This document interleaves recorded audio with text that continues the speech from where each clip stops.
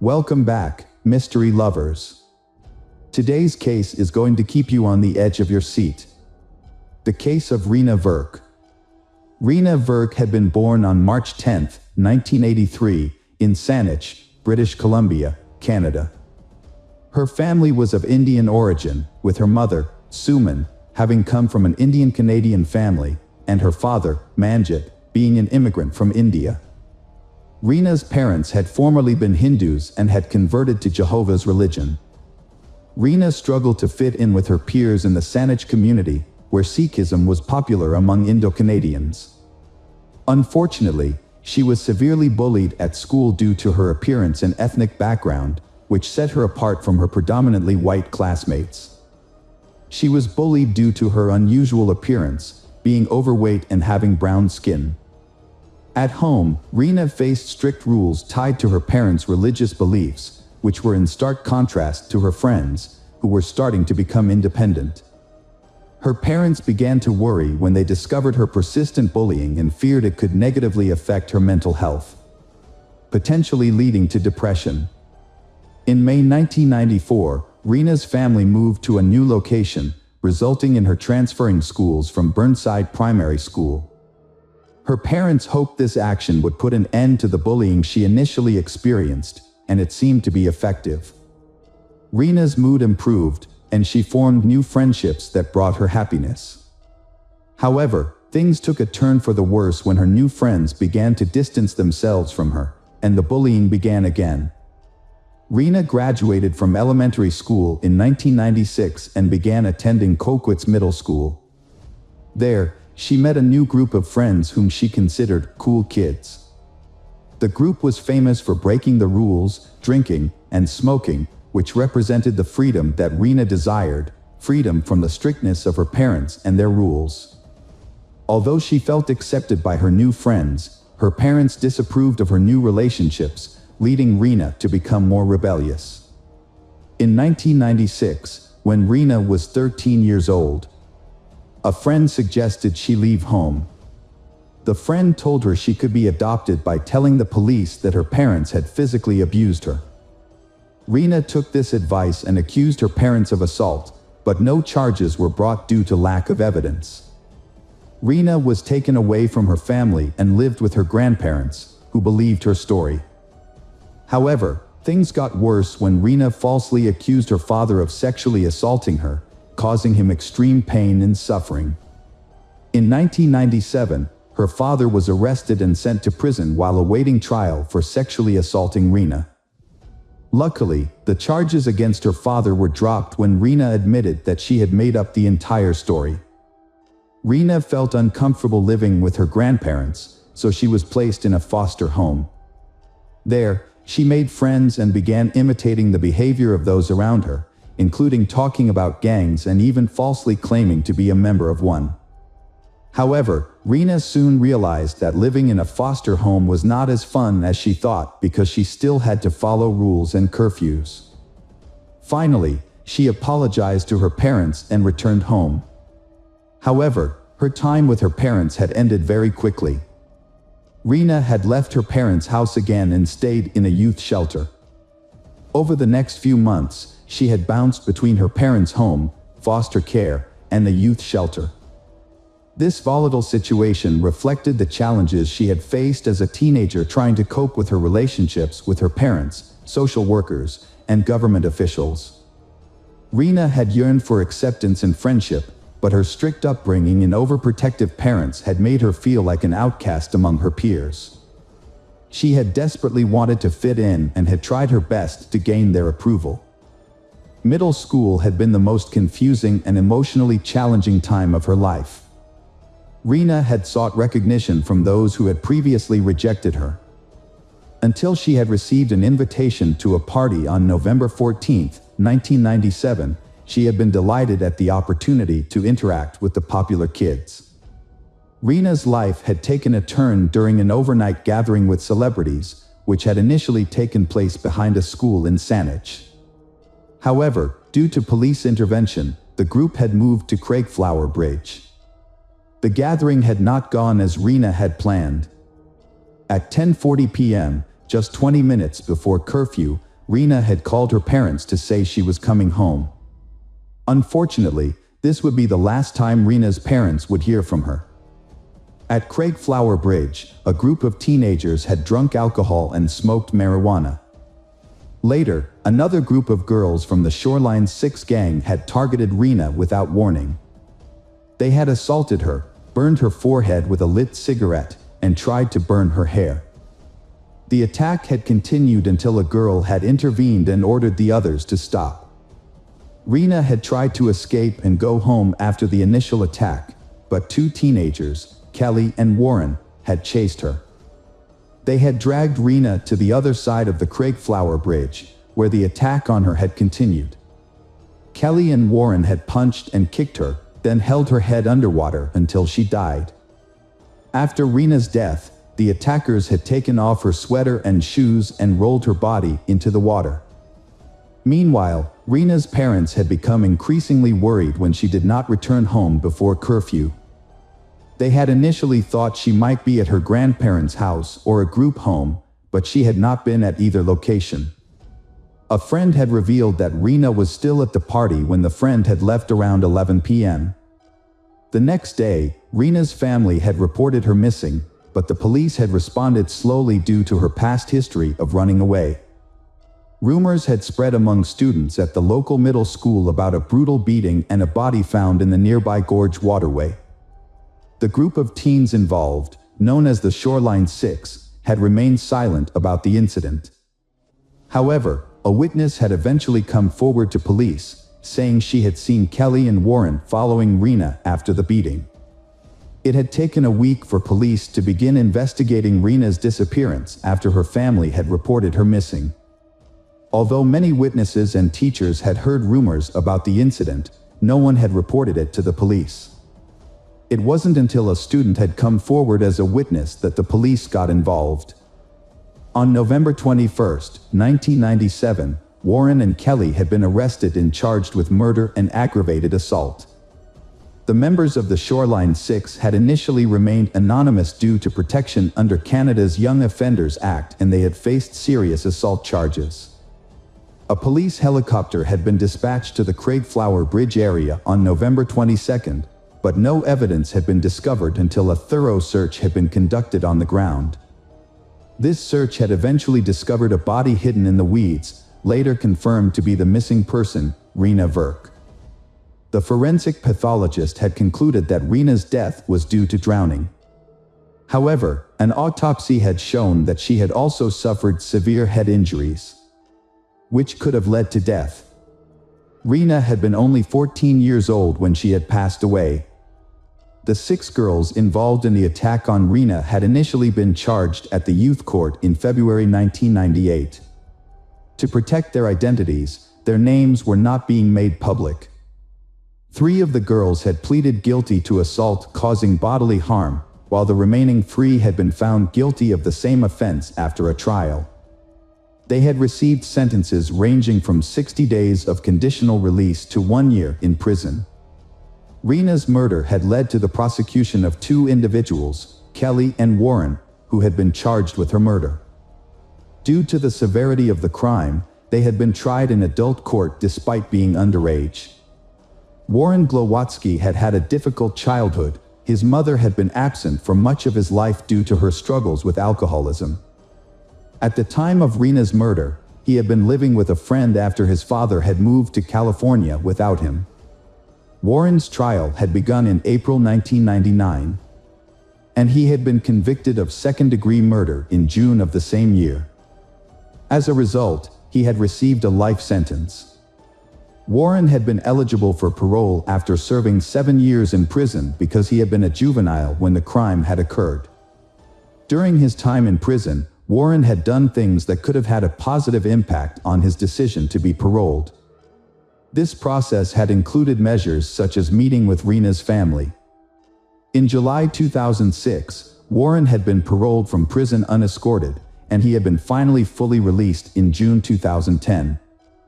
Reena's family had not opposed Warren's request for parole because they had believed he had shown genuine remorse for his actions.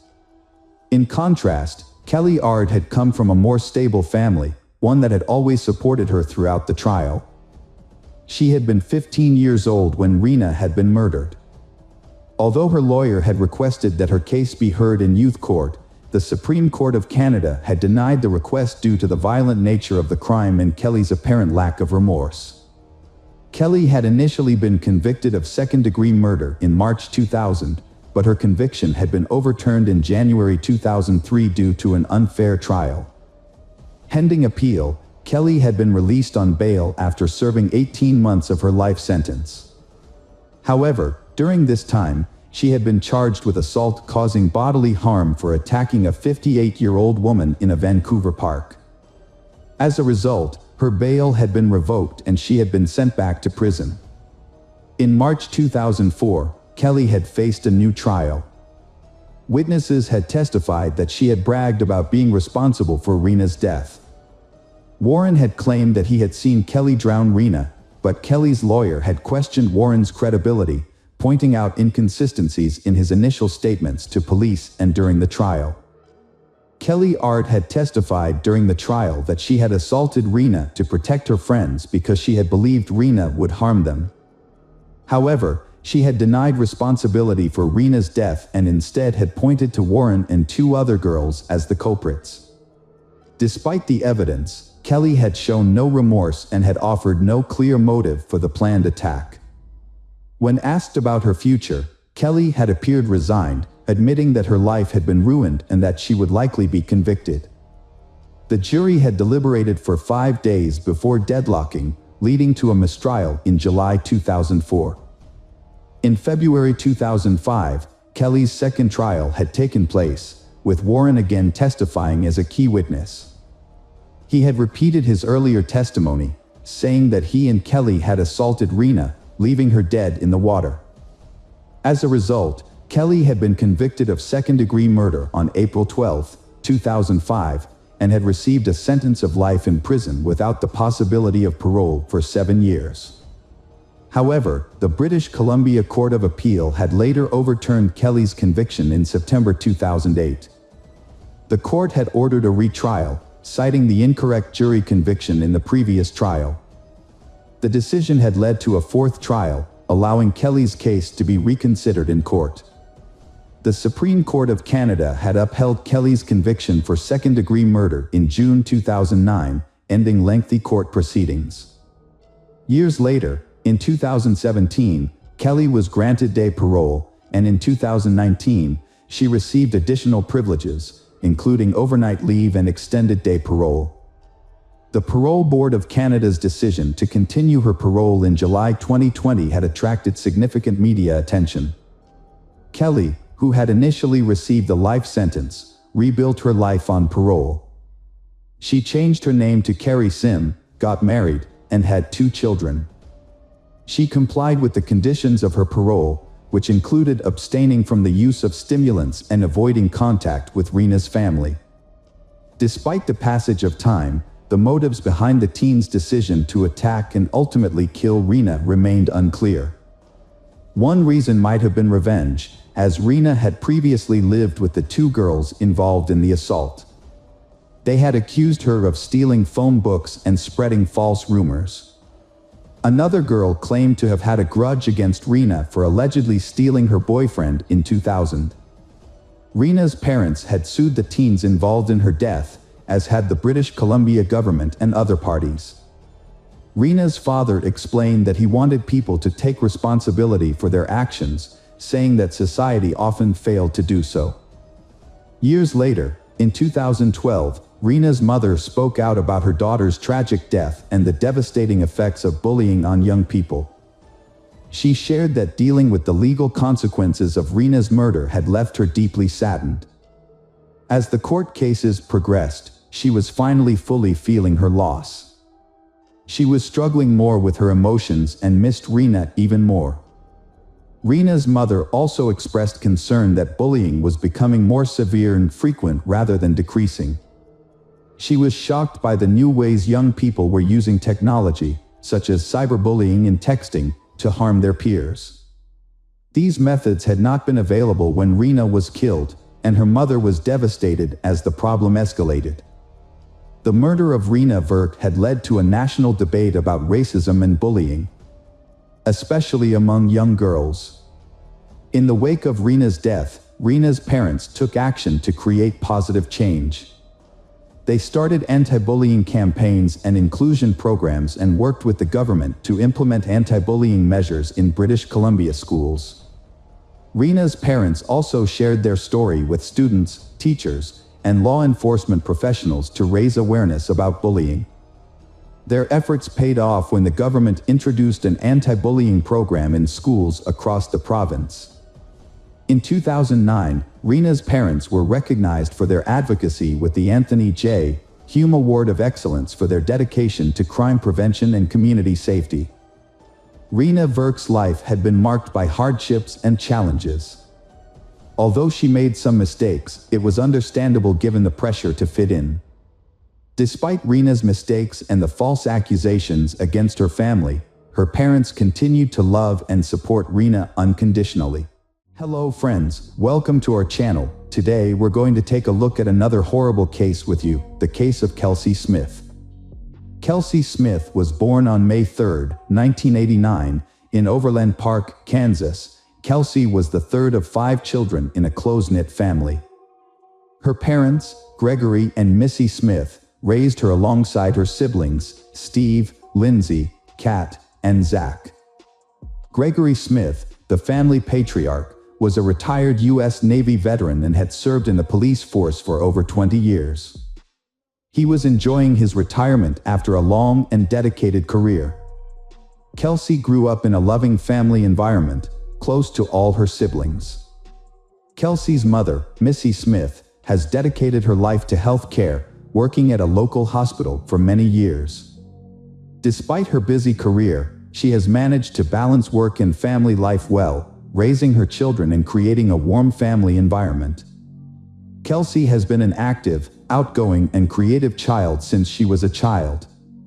She enjoyed singing, dancing, and playing musical instruments, which she learned in music school. She was also active in school theater and choir performances. Kelsey is also passionate about sports, especially gymnastics and soccer. She often attends sporting events with her father and brother, cheering on her local team. With a great sense of humor and many talents, Kelsey has left a deep impression on those around her. Her love for animals, which began in childhood, inspired her dream of becoming a veterinarian after college. During her senior year of high school, Kelsey found work at the local symphony orchestra, where she played the clarinet at various city events. Through this job, she set a goal of saving enough money within 6 months to buy her first car, a 1987 Buick Regal. Although her parents were concerned that the car was an older model, they offered to contribute to the cost so that Kelsey could buy a newer car from the family budget. However, Kelsey was determined to buy her first car herself, using only her own savings, so she turned down their offer. The Kelsey family prioritized providing their children with a well-rounded education, focusing on education and personal development. They also instilled in their children a strong sense of discipline. The family had clear rules that everyone followed without exception, including sharing their plans and notifying each other if they would be out late. Kelsey demonstrates her adherence to these rules by being punctual, sharing her whereabouts with her parents, and informing them of her social activities. During her senior year, Kelsey began a romantic relationship with John Beer Smith. She describes it as deeply in love and like the relationships depicted in books or movies. They celebrated New Year's 2007 together and have been virtually inseparable ever since. John, who is 1 year older than her, appears to be a responsible and caring partner who treats Kelsey with respect. Both sets of parents approve of their relationship. In May 2007, Kelsey turned 18, graduated from high school, and was accepted into a prestigious university in Kansas to study veterinary medicine. This was one of the happiest times of her life. However, these happy days did not last long. Kelsey attended parties with her classmates to celebrate the end of high school and enjoyed spending time with John. At this point, Kelsey had achieved everything she wanted, got into her dream college, and was in a fulfilling relationship with a wonderful partner who was planning to propose. Her life was bright and happy. However, her disappearance from a shopping mall parking lot on June 2, 2007 changed everything. Kelsey and her boyfriend John were about to celebrate a big milestone, 6 months of dating. To make it special, John planned to propose with a custom-made engagement ring and had booked a romantic dinner for they of them. Unaware of John's plans, Kelsey also wanted to surprise him with a gift. That Saturday, she got ready, drove to a nearby Target Corporation store, and called her mother around 7 p.m. to say she had found the gift but needed a special bag for it. Her mother suggested checking the mall across the street from Target Corporation for a romantic gift bag. Kelsey thanked her mother for the advice and promised to be home soon. John was supposed to pick her up at 8 o'clock. However, after that conversation with her mother never heard from Kelsey again. Kelsey failed to return home.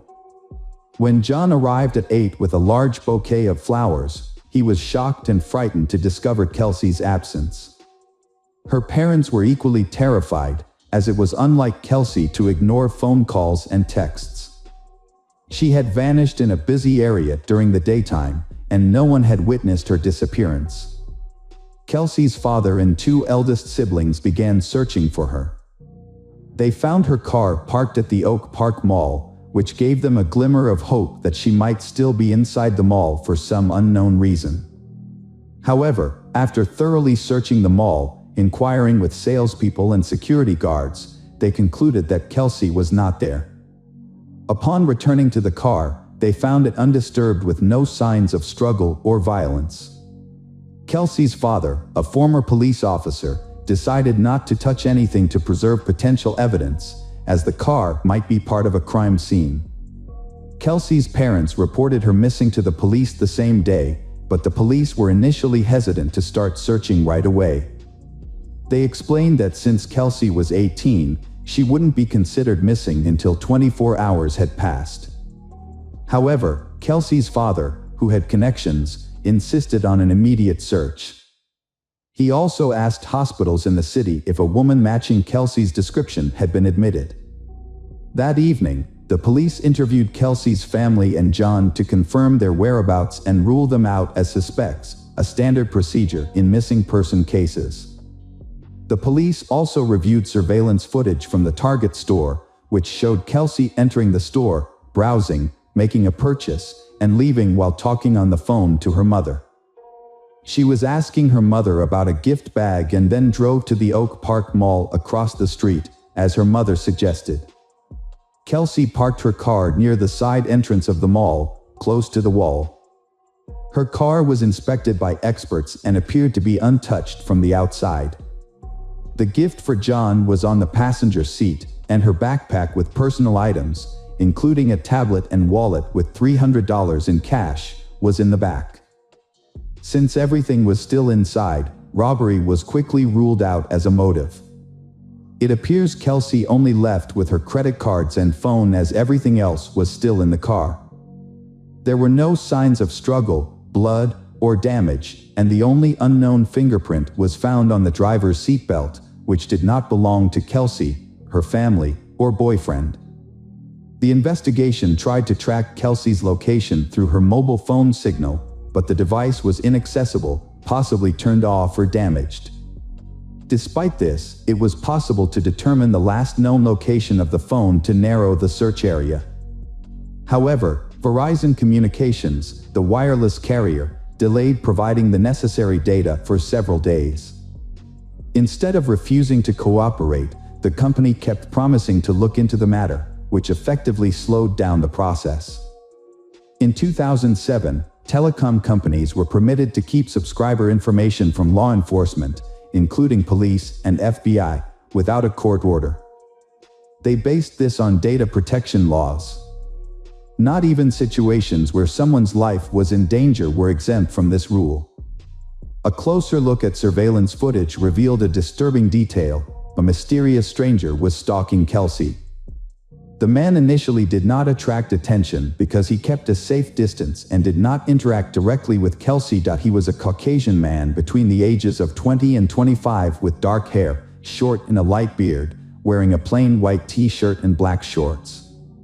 He followed Kelsey into the Target store about 30 seconds and continued to follow her from a distance as she browsed the various sections.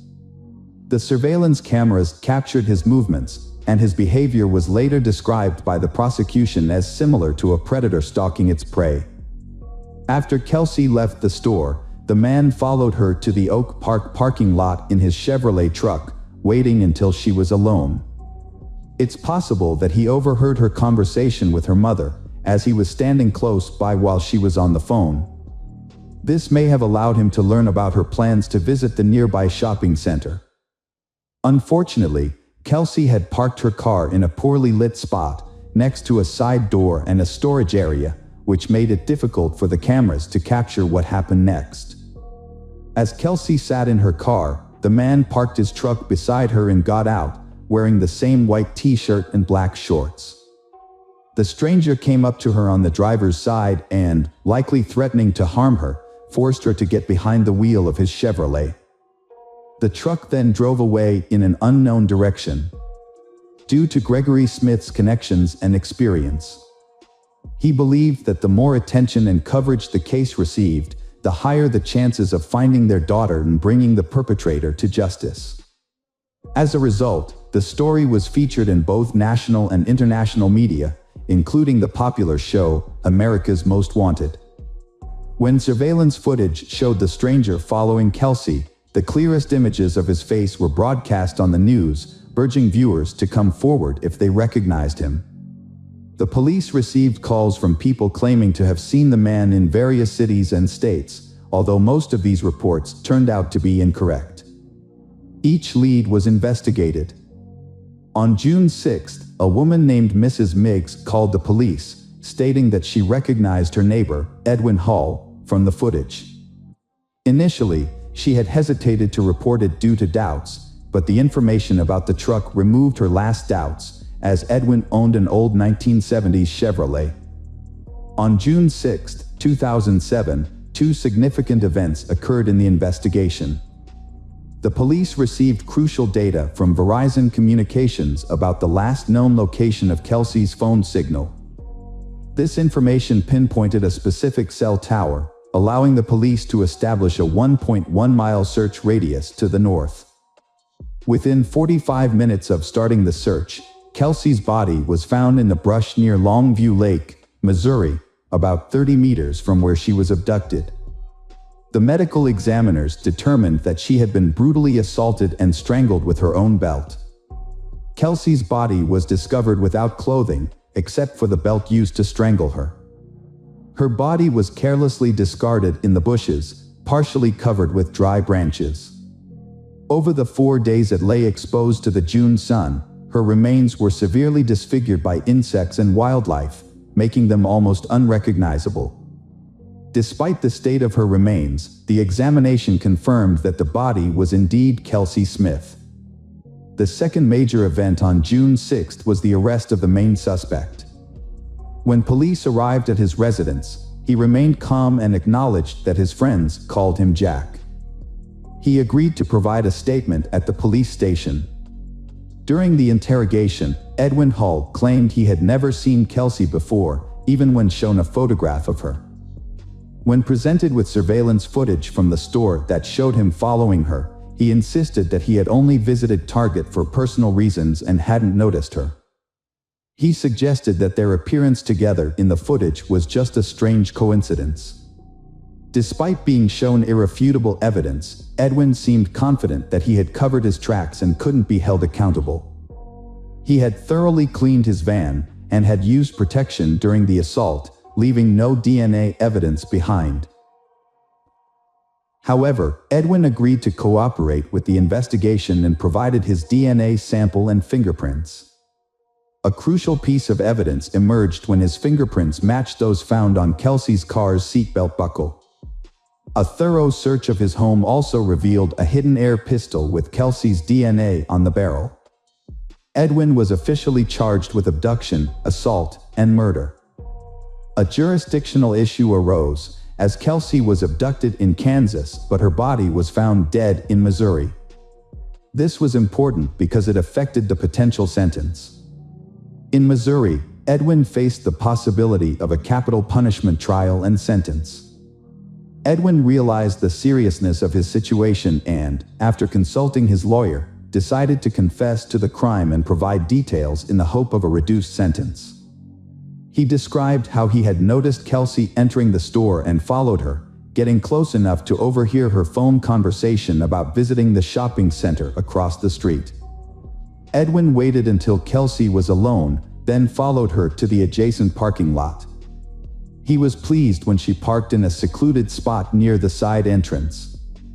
He got out of his vehicle, armed with a pistol, and waited for Kelsey to return to her car. As she was getting into the driver's seat, he prevented her from closing the door.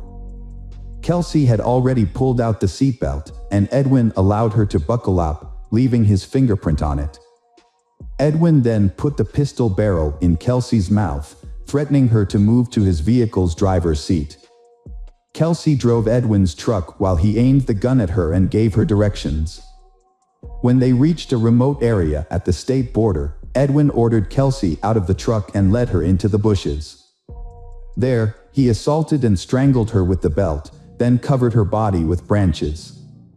He thoroughly cleaned his truck to eliminate any evidence of Kelsey's presence, including fingerprints and DNA. He then hid the pistol, which had Kelsey's saliva on it, in his home, believing it would never be discovered. When questioned about his motive, Edwin failed to provide a clear answer, instead making a comment about the victim's physical appearance. During the investigation, several other women and girls came forward, revealing a pattern of abuse and harassment by Edwin. Further investigation uncovered more instances of Edwin's wrongdoing, including coercing a 14-year-old neighbor into intimacy, harassing a waitress, and fleeing a restaurant without paying. These findings led to additional charges, including corruption of a minor, harassment, and theft. Edwin's lawyer attempted to garner sympathy from the court by highlighting his client's troubled childhood, past victimization, and unstable upbringing. Despite these efforts, the defense was unsuccessful. Edwin's lawyer was the only person to speak in his defense and show support. Notably, Edwin's wife attended all court hearings but chose not to defend her husband, instead sitting quietly in the background. On September 16, 2008, a Johnson County judge sentenced Edwin Hall to 27 life sentences without parole.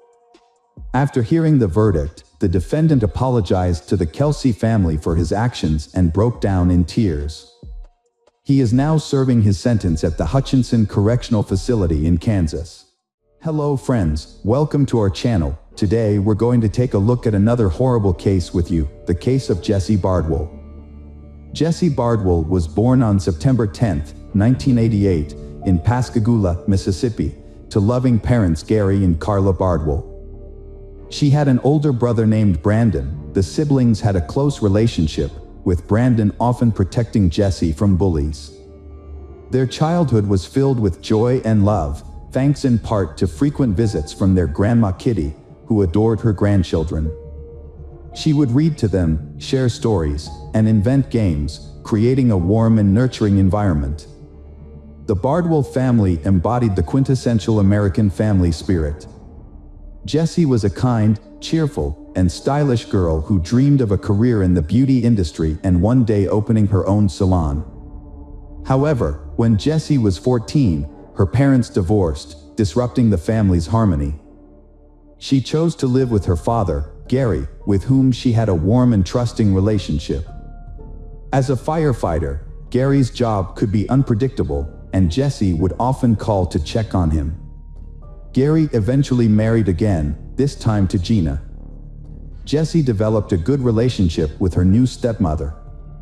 Gina proved to be an excellent homemaker, providing care and support to the entire family. Jessie was relieved to see her father happy with his partner, which made her feel secure about leaving home in the future. After completing her education, Jessie moved to Orange Beach, Alabama, to start her independent life. She worked as a waitress at Cobalt, a popular beachfront restaurant, to support herself. Her father, Gary, recalled how Jessie loved being near the water as it brought her peace. Despite the distance, they remained close, frequently exchanging messages and spending quality time together, such as going boating and fishing, whenever he visited. Kimberly Embry, the restaurant manager and Jessie's friend, discovered that Jessie's father was a skilled musician. After retiring, he dedicated more time to his craft, leading to frequent performances at the restaurant, where he even had his own table. Kimberly admired the close bond between Jessie and her father, describing them as true friends.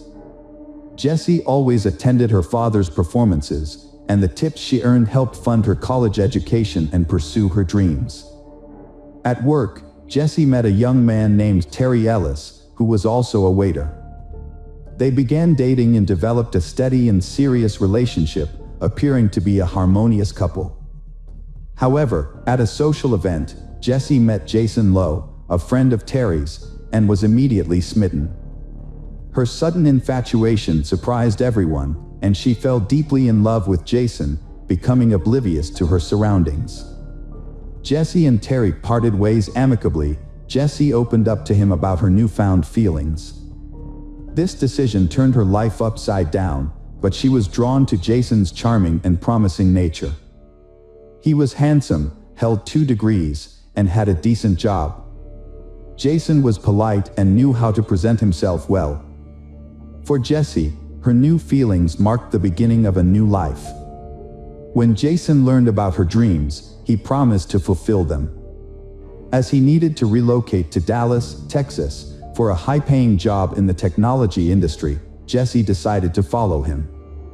Jessie viewed the move as an adventure, rather than a life-changing decision. Although she was hesitant to leave her father, Gary, for an extended period, her ambition and youthful idealism ultimately prevailed. She kept her plans a secret from her father, fearing his disappointment and knowing he would be opposed to her decision. As a result, she didn't inform him of her plans, even when they spent their last Christmas together. Mr. Bardwell didn't notice anything out of the ordinary about his daughter Jessie's behavior initially.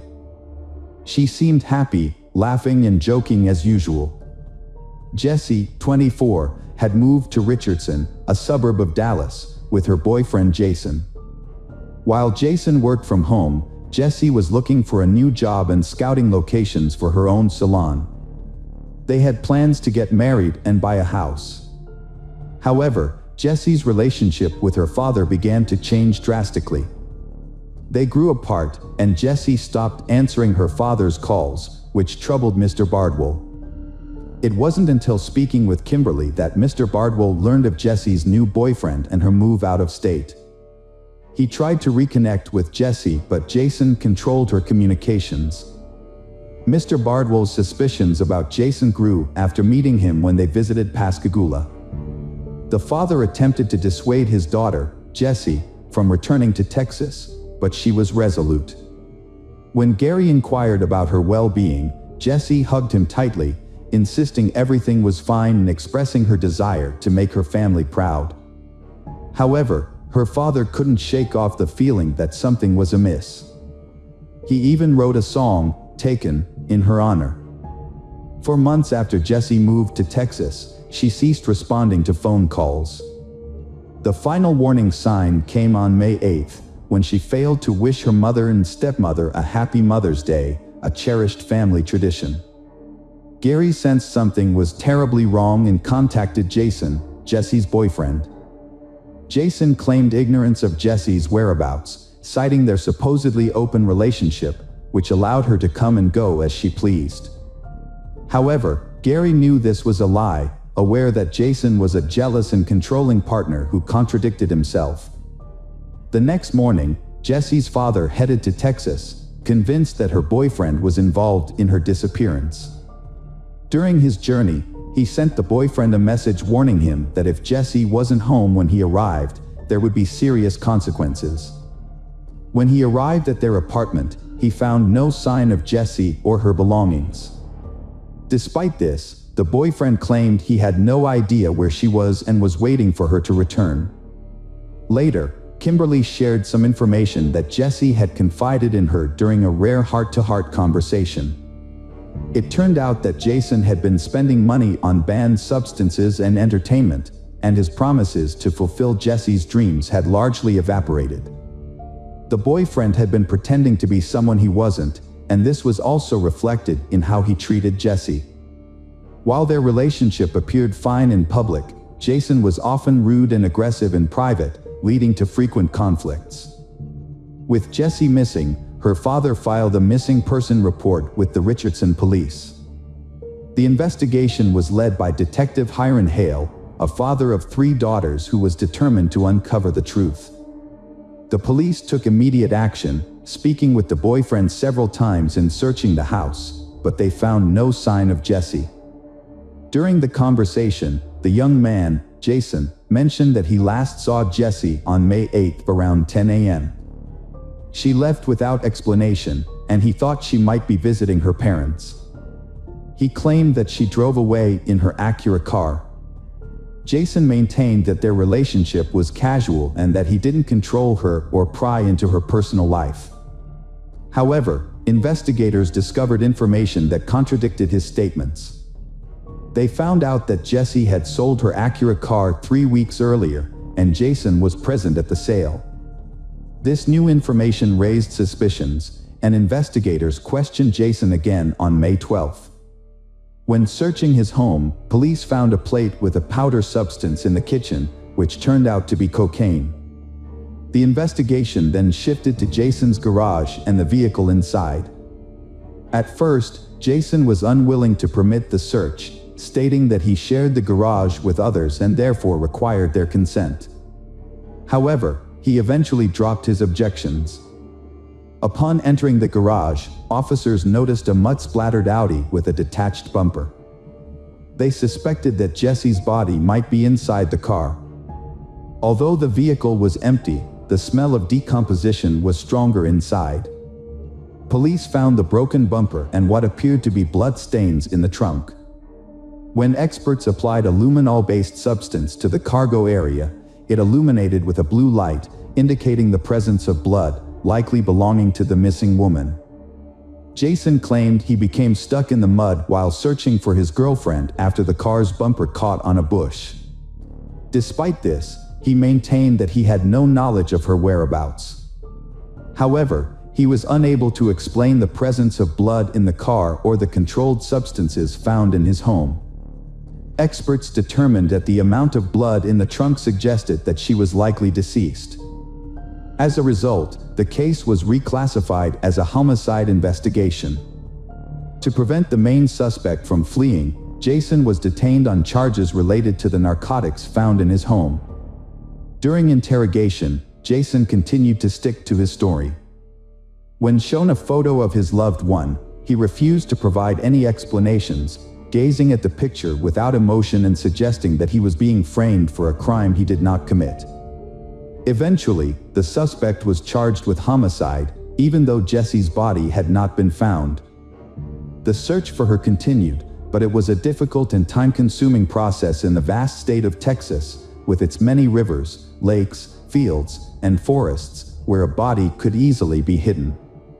1 year later, Jason was in a Texas jail, still cooperating with the investigation. He revealed 2 key details about the case. Firstly, he claimed Jessie's death was an accident and planned to reveal more in court, hoping the jury would be understanding. This makes it difficult for prosecutors to build a case. Andy Farkas, Jason's defense attorney, is very happy about this. Farkas conducted a mock trial with a panel of outsiders acting as jurors, using the available evidence and Jason's confession. However, the mock trial ended in a not guilty verdict, with 15 out of the mock jurors voting to acquit. Farkas hoped that a real court would also deliver a not guilty verdict if they knew the truth. It was later revealed that Jason himself had provided the anonymous tip about the location of the victim's body, which became another piece of evidence in the investigation. The prosecution proposed a deal to reduce the sentence by half if Jason revealed Jesse's location. After discussing it with his lawyer, Jason agreed, on the condition that the source of the information would remain secret until the trial. The authorities wanted to find Jesse's body so her family could give her a proper burial and say their goodbyes. As time passed, Jesse's father, Gary, became consumed by grief and anger, longing for justice to be served. On May 19th, when Jesse's body was finally discovered, her loved ones were able to mourn her and say goodbye. However, when Gary received the autopsy report, he was shocked and appalled by the state of his daughter's body. She had been wrapped in a sheet and was barely recognizable as a human being, having been discarded like trash. Gary arranged for his daughter's body to be returned to her hometown with the help of his friends and former colleagues, who hired a funeral hearse to transport her. Jesse's family, friends, and acquaintances held a memorial service for her on the beach, where they prayed for her to be found and for justice for her suffering. About 1,000 people attended a memorial service at the First United Methodist Church to honor the victim. The victim's grandmother, Kitty Bardwell, spoke emotionally, saying that if the town could be cleansed by the tears shed for her granddaughter, it would be truly clean. The tragedy drew widespread attention, with many offering condolences to the family and coming forward to support them. Gary found a unique way to cope with his emotions. Gary printed a photo of Jason, attached it to a stump, and hit it with a 12-pound sledgehammer. This unusual form of therapy brought him some small sense of relief. However, Gary continued to struggle, often finding it hard to get out of bed in the morning. He held on to the hope that Jason would be tried and convicted for murdering his daughter. Gary blamed himself for not doing more to protect Jessie, wishing he had convinced her to leave Jason or at least break up with him. Gary remembered a phone call from Jessie, where she admitted he was right about Jason after they had argued and he had kicked her out. She had found temporary shelter with a friend but returned to Jason the next day, giving him another chance. Gary had no choice but to accept his daughter's decision, a choice that would later fill him with regret. When the trial finally began, Gary traveled to Texas, determined to see Jason punished for his crime. Prosecutor Cynthia Walker started her opening statement by describing Jason's personality. Many people saw him as complex and difficult to get along with, and he had few friends because of his long history of substance abuse, which often led to uncontrollable outbursts of anger. It's possible that Jesse was a victim of one of these outbursts. Prosecutor Westwin called some of Jason's former girlfriends to testify. They supported the prosecution's claims about Jason's aggressive behavior, saying they had feared for their lives because of his violent jealousy. Like Jesse, they had been isolated from their friends and family by Jason, who showed clear signs of being manipulative and a pathological liar. In contrast, Jason presented himself as superior to other men, successfully deceiving people. Jason responded quickly to these revelations in court. He said he had started using substances at age 13, influenced by his friends, and had become addicted. Jason Lowe tried to keep his life on track, earning multiple degrees and working for a prestigious global company. He claimed his actions were motivated by a desire to fulfill Jesse's dreams and build a life together out of love. However, the prosecution presented a different image of Jason. They suggested that his behavior was inconsistent with someone grieving the loss of a loved one. The investigation found that Jesse's death occurred between May 1st and May 3rd, likely on the day of a reported argument with Jason that the neighbors, the Jordans, witnessed. After Jesse's death, Jason moved her body to the garage and placed it in the trunk of his car, where it remained for several days. The blood found in the car was confirmed to be Jesse's. Jason later moved her body to a remote farm, hiding it in the nearby woods. The sheet wrapping Jesse's body was identified as part of Jason's bedding set, which was still in use at his home even after her death. Meanwhile, Jason continued to see other women, exchanging messages and intimate photos with them before meeting at his apartment. Jason tried to cope with his emotions by using substances, which he believed made dealing with reality easier. However, his attempt to distract himself was disrupted when detectives discovered his involvement in Jesse's death through a clever tactic. They asked Tommy Jordan, someone Jason knew, to talk to him while being monitored. During this conversation, Jason admitted to making a mistake and feeling guilty about an accident that happened with Jesse, which he attributed to his own negligence. Jason's admission was seen as a confession, and he eventually told the prosecution where Jesse's body was located. At the trial, Jason shared his account of what happened on the night of Jesse's death. He explained that they had taken pills that increased their libido and were intimate in the shower. Jason slipped and fell, followed by Jessie, who hit her head on the bathtub. She then sat down, feeling hot and dizzy, and Jason claimed he offered to call for medical help, but Jessie refused, thinking that rest and sleep would be enough. Jason found Jessie unresponsive and not breathing on his chest the next morning. Despite trying to revive her, she was dead. Afraid of being accused of murder, Jason didn't call the police and instead decided to handle the situation himself. He initially left Jessie's body in his car, but later moved it to a remote farm where he carelessly discarded her in a trash pile without a proper burial. However, Jason's story was questionable due to his questionable character and the results of the forensic medical examination. The examination revealed that Jessie had suffered severe head injuries that couldn't have been caused by slaps to the face, suggesting that Jason had tried to cover up evidence of a violent beating. As a result, Jason's entire story was discredited. After deliberating for 6 hours, the jury found him guilty. Judge Scott Becker sentenced Jason to 50 years in prison. Jason's original sentence could have been up to 99 years, but it was reduced due to a deal with the prosecution. As a result, Jason won't be eligible for parole until at least 2041. Gary felt a sense of relief when the verdict was announced, feeling that justice had been served. However, he noticed that Jason showed no remorse for his actions. Interestingly, Jason's ex-girlfriends, including Chrissy Chambers, were present at the trial, with Chambers commenting that if she could give one piece of advice to others in similar situations, it would be to get away as soon as possible. Jason continues to claim that the death was an accident and maintains his innocence to this day.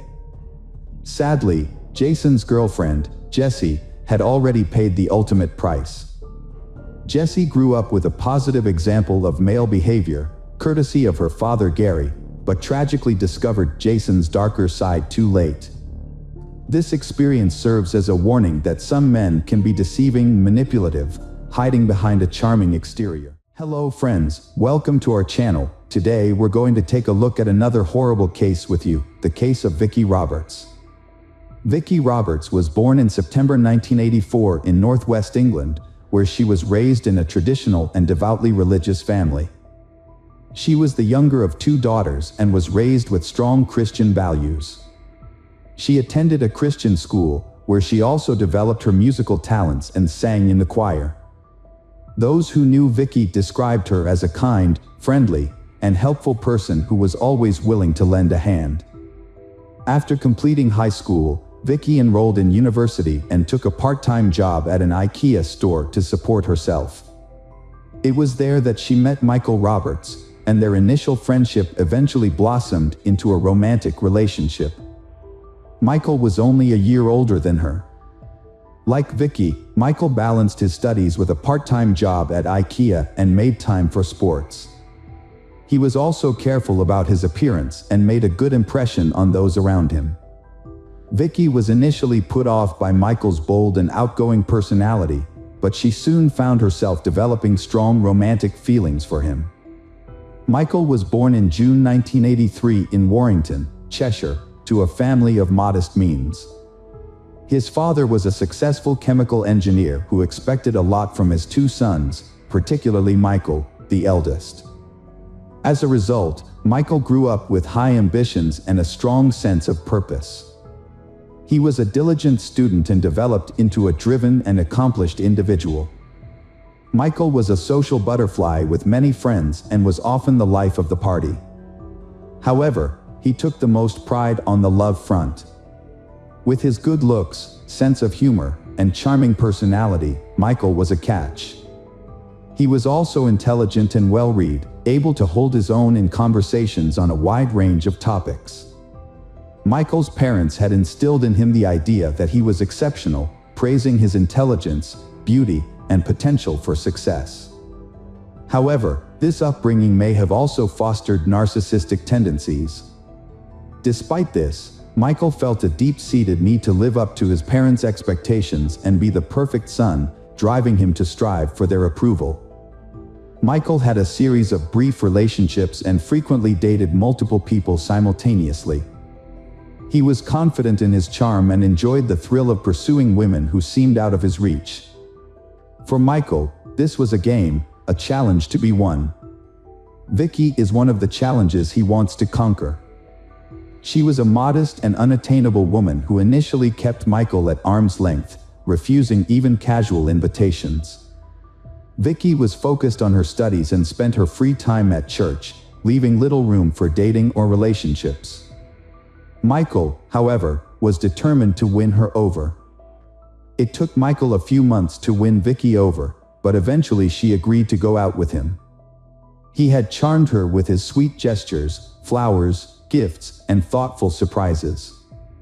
He even invited her to meet his parents, who immediately took a liking to her and approved of their son's choice. Vicky was convinced that Michael was genuinely interested in her, so she gave in to his advances. He became her first serious partner, and she felt truly happy when she was with him. It seemed like fate had brought them together. Michael also appeared to be in love and ready to settle down, but their happiness was short-lived. From the outside, their relationship seemed perfect. They were both young, attractive, and full of energy and ambition, with big plans for the future. Vicky soon discovered that Michael had a strong and adventurous approach to sex, with a high sex drive and a desire to try new things in the bedroom. At first, Michael didn't pressure Vicky to engage in certain activities, fearing she would leave him. However, once he felt secure in their relationship, he revealed his true desires.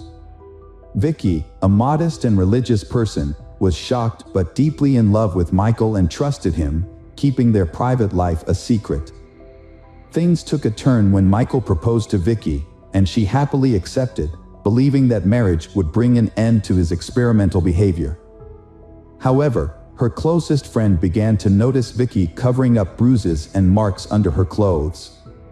When confronted by her friend, Vicky initially denied any wrongdoing by Michael but eventually confessed that the marks were a result of Michael's affinity for bondage, toys, and other devices during their intimate moments.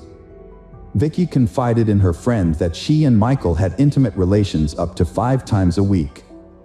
Michael considered himself a skilled lover, viewing intimacy as an art form and the means of self-expression. Although he would occasionally compromise when Vicky refused to participate in his more extreme and reckless experiments, he usually managed to persuade her to give in to his desires. After graduating, Vicky became pregnant unexpectedly and decided to change careers. She soon landed a job as an account manager at a logistics company. Michael also left his job at IKEA and became a sales consultant at a large electronics retailer, selling phones, laptops, and other gadgets.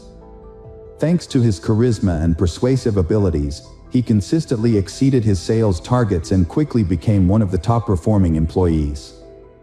Michael's success led to a promotion to senior sales, and he was being considered for a transfer to the company's main office. However, he needed to undergo additional training to improve his qualifications first. Michael enjoyed the training sessions and business trips to London, and he took great pride in his accomplishments. As a result, he often forgot about Vicky, his young fiancée, and only remembered her when he wanted intimacy. Vicky and Michael's relationship was lacking in several ways. They rarely spoke about each other or spent time together outside of the bedroom, making Vicky feel invisible to him. Meanwhile, Michael was secretly having affairs with co-workers, clients, and casual acquaintances. During this time, Vicky discovered she was pregnant and shared the news with Michael, expecting him to be thrilled and expedite their wedding plans. Instead, he was furious and insisted that she terminate the pregnancy, citing their youth and the fact that they had their whole lives ahead of them. Vicky was shocked and refused to consider abortion. Michael then attempted to persuade Vicky by appealing to her concerns about her family. He claimed that her parents, who were deeply religious, would be angry and disappointed in her for becoming pregnant out of wedlock. However, Michael promised that if Vicky agreed to have an abortion, they could keep and plan to have children after they were married. Vicky was faced with a tough decision, but Michael's persistence eventually won her over, and she went to the hospital.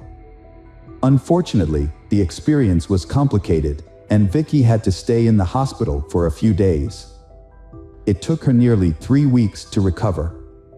During this time, her doctor strictly advised her against intimate relationships.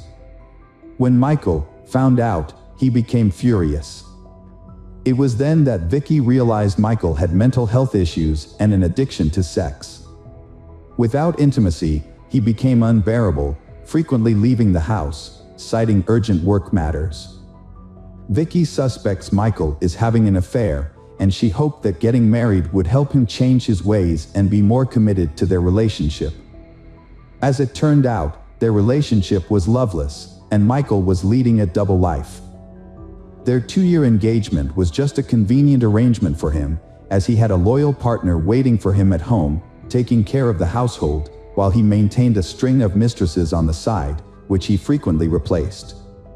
Vicky always trusted Michael and forgave him whenever he cheated, as long as he promised it wouldn't happen again.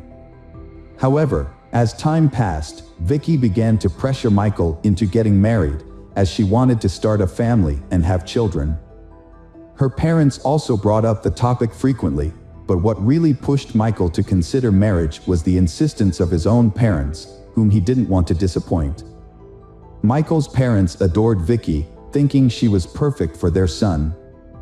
They constantly asked him they would tie the knot and give them grandchildren. With the help of his parents, Michael and Vicky organized a grand wedding, complete with a white dress, limousine, and a beautiful ceremony.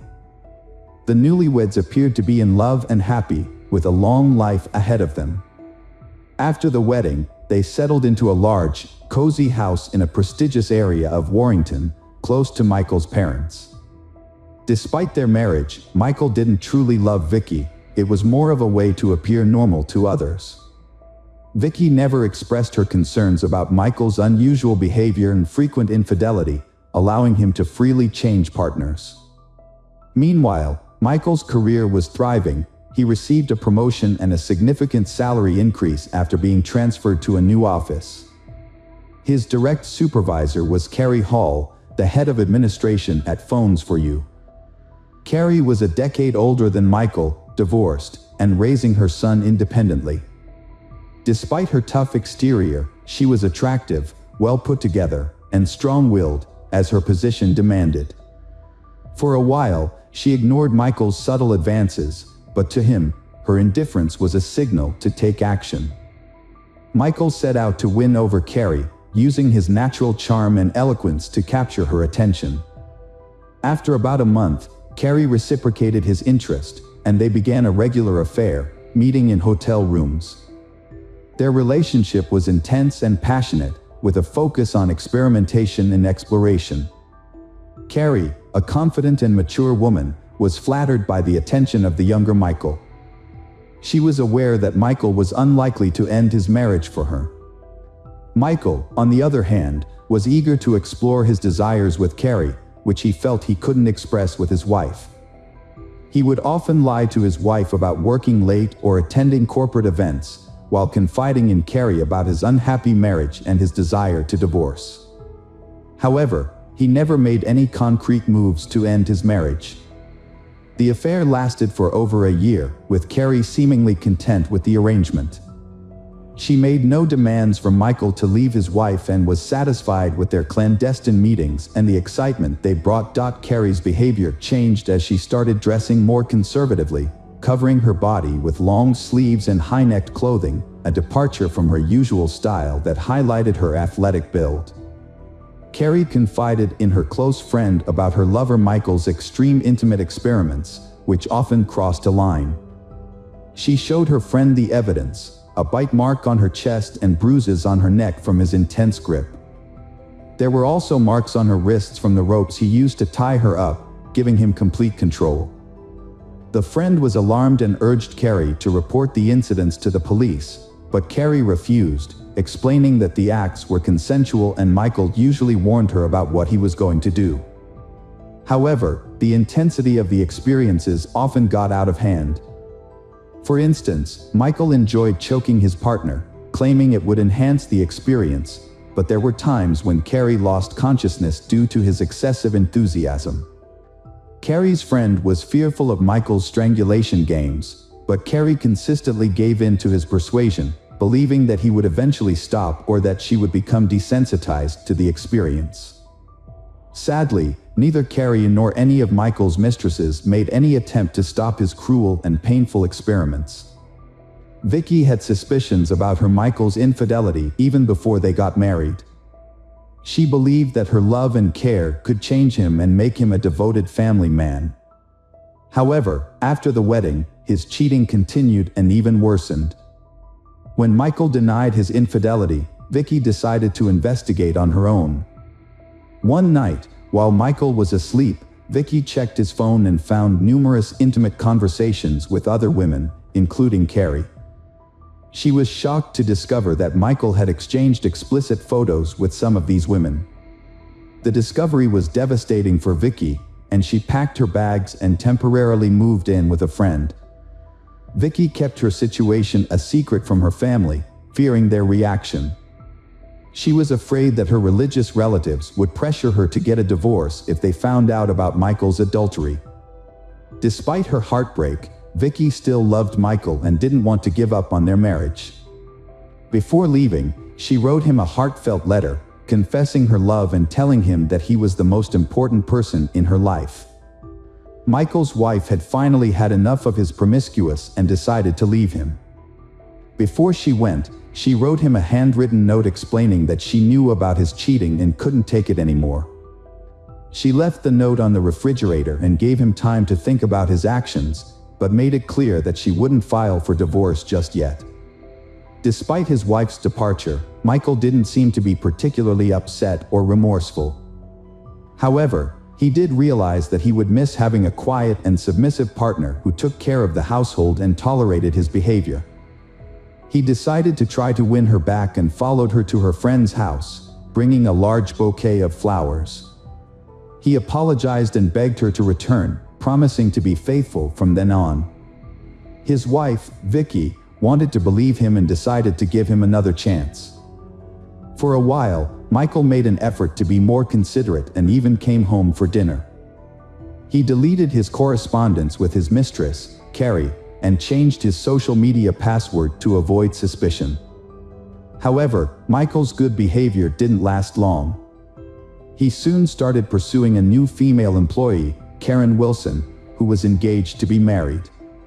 Despite her initial reluctance, Michael persisted in his pursuit of her, and they began an affair.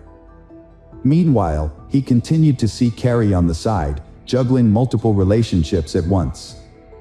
He became infatuated with a new woman and ended his relationship with 33-year-old Carrie Hall after 2 months, as he had grown tired of her. He told Karen a fabricated story about being unhappy in his marriage and claimed he was willing to leave his wife for her. Karen believed him, and they had an intimate encounter in the office. A week later, she ended her engagement, expecting Michael to follow through on his promise. Michael had no intention of divorcing his wife, Vicky, but he wanted to keep his new mistress.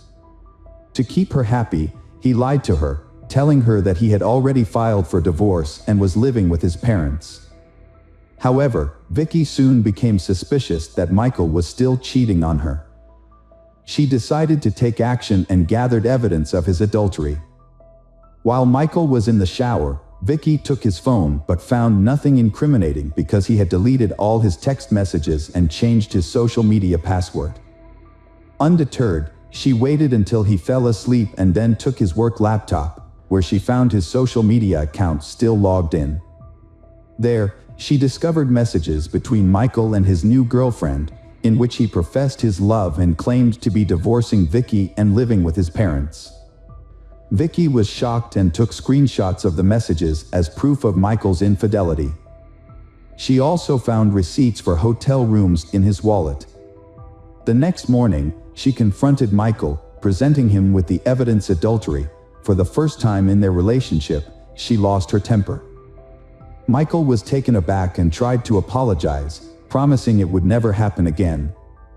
However, Vicky threatened to tell his parents about his infidelity, hoping they could talk some sense into him since she couldn't. Michael was enraged by his wife Vicky's threat to tell his parents about their problems. In a fit of anger, he slapped her. Vicky then got up and said she would go to his parents immediately, heading for the door. Michael caught up to her, grabbed a heavy jewelry box from the dresser, and hit her in the head twice, knocking her unconscious. He then strangled her with his bare hands until she stopped breathing. Feeling no remorse, Michael wrapped Vicky's body in a blanket, placed it in large garbage bags, and carried it to the garage. He quickly cleaned the house, packed up most of Vicky's belongings, and removed them. He then invited his lover, Karen, over, and they had dinner, had fun, and made love in the same bedroom where the murder had taken place. The next day, Michael ran off with Karen. He told his parents that Vicky had left him for another man, even showing them fake messages from Vicky's phone, which he had sent himself. He went to his parents' home, sobbing on his mother's shoulder, pretending to be distraught over his wife's supposed infidelity. Michael sent his parents-in-law messages saying that their daughter had left him for another man. He also told them to give her space and not to bother her. The messages claimed that Vicky had fallen out of love with Michael and had moved in with someone else. Her parents were shocked and tried to contact Vicky to hear her side of the story, but she refused to answer their calls, only responding with messages asking for time. Vicky's parents found Michael's story suspicious and went to his house to confront him. However, his explanation only raised more questions. They soon discovered that Vicky had not shown up for work, which further alarmed them. They decided to report their concerns to the police, leading to an investigation. On December 1st, 2009, Michael bought a shovel, rope, rags, and cleaning supplies from a hardware store. However, the police arrived at his house on the same day. He had been caught before he could dispose of a body. The police initially found nothing out of the ordinary, but Michael's actions and alibi sparked suspicion and raised several questions. Notably, they overlooked a large package in the garage during their search. Inside the house, they found no signs of her presence, such as clothes, documents, or personal items, which could suggest she had left of her own accord. However, Vicky's laptop was discovered in the bedroom, and upon seizing it, the police found screenshots of Michael's incriminating conversations with his mistresses, which Vicky had saved. The investigation took a significant turn when authorities made a geolocation request to Vicky's cell phone, which had been regularly sending messages to her husband and relatives. To everyone's surprise, the phone was found to be located in the marital home of Vicky and Michael. This led to a second, more thorough search of the Roberts residence. During this search, a suspicious package was discovered in the garage, and its contents shocked all who were present. However, in a stunning twist, Michael, who had been cooperating with the police, suddenly vanished into thin air. He had taken a wallet containing cash, which allowed him to evade capture for several days. After his money ran out, Michael turned to one of his mistresses, Reena Virk, and asked if he could stay with her for a while. However, when Reena heard on the news that Michael was wanted for his wife's murder, she immediately contacted the police and reported his whereabouts. Eventually, he was arrested, put on trial, and convicted. When the authorities arrived to arrest Michael, he claiming he was innocent of the crime. A man claimed that his wife died accidentally during a consensual sex game where she asked him to strangle her with a rope belt, but he lost control. However, forensic experts disputed this claim, finding that she was actually strangled with bare hands, attacked from behind, and had 2 severe head injuries that occurred before her death, which were unrelated to the alleged sex game. The trial began in January 2010, with the defendant, Michael Roberts, maintaining that his wife's death was an accident and hoping for a lenient sentence. However, the autopsy results revealed a different story. Roberts had intentionally hit his wife on the head twice, then strangled her, and hidden her body in the garage. As a result, Roberts was convicted of first-degree murder and sentenced to life in prison. Hello friends, welcome to our channel. Today we're going to take a look at another horrible case with you. The case of Lindsay Birbeck. Lindsay was born in Blackburn, Lancashire, northwest England. She and her husband, Tim Birbeck, separated in July 2018, but they continued living together until March 2019. At that time, Lindsay moved to a new home on Burnley Road in Hanko. As a mother, Lindsay cared for her 2 adult children, Divin, 20, and Sarah, 17. Professionally, she worked as a teacher's aide at Atton Hill Elementary School in Burnley. She enjoyed being around children and was known for her artistic talent. Lindsay would often go the extra mile to create impressive props for school productions. On August 12, Lindsay went for a walk in the wooded area of Coppice, near her Hanko home. However, when her daughter Sarah and Sarah's boyfriend Brandon arrived at the house for a scheduled tea party, Lindsay was nowhere to be found. This was unusual, as Lindsay was not one to forget appointments. Sarah tried calling Lindsay multiple times, but there was no answer. She sent Lindsay a text message saying, "Where are you?" "We sat outside for an hour and called 6 times. When Lindsay didn't respond, Sarah sent another message with a series of question marks, but still received no reply. After waiting for an hour outside Lindsay's house, Sarah called her father, Tim Birbeck, since her mother was not home and not answering her phone. Tim took Sarah and her brother Brandon to his house around midnight. Later, Sarah and Tim went back to Lindsay's house with a spare set of keys, but Lindsay was nowhere to be found. The house looked undisturbed, and there were no signs of anything out of the ordinary or a note explaining Lindsay's whereabouts.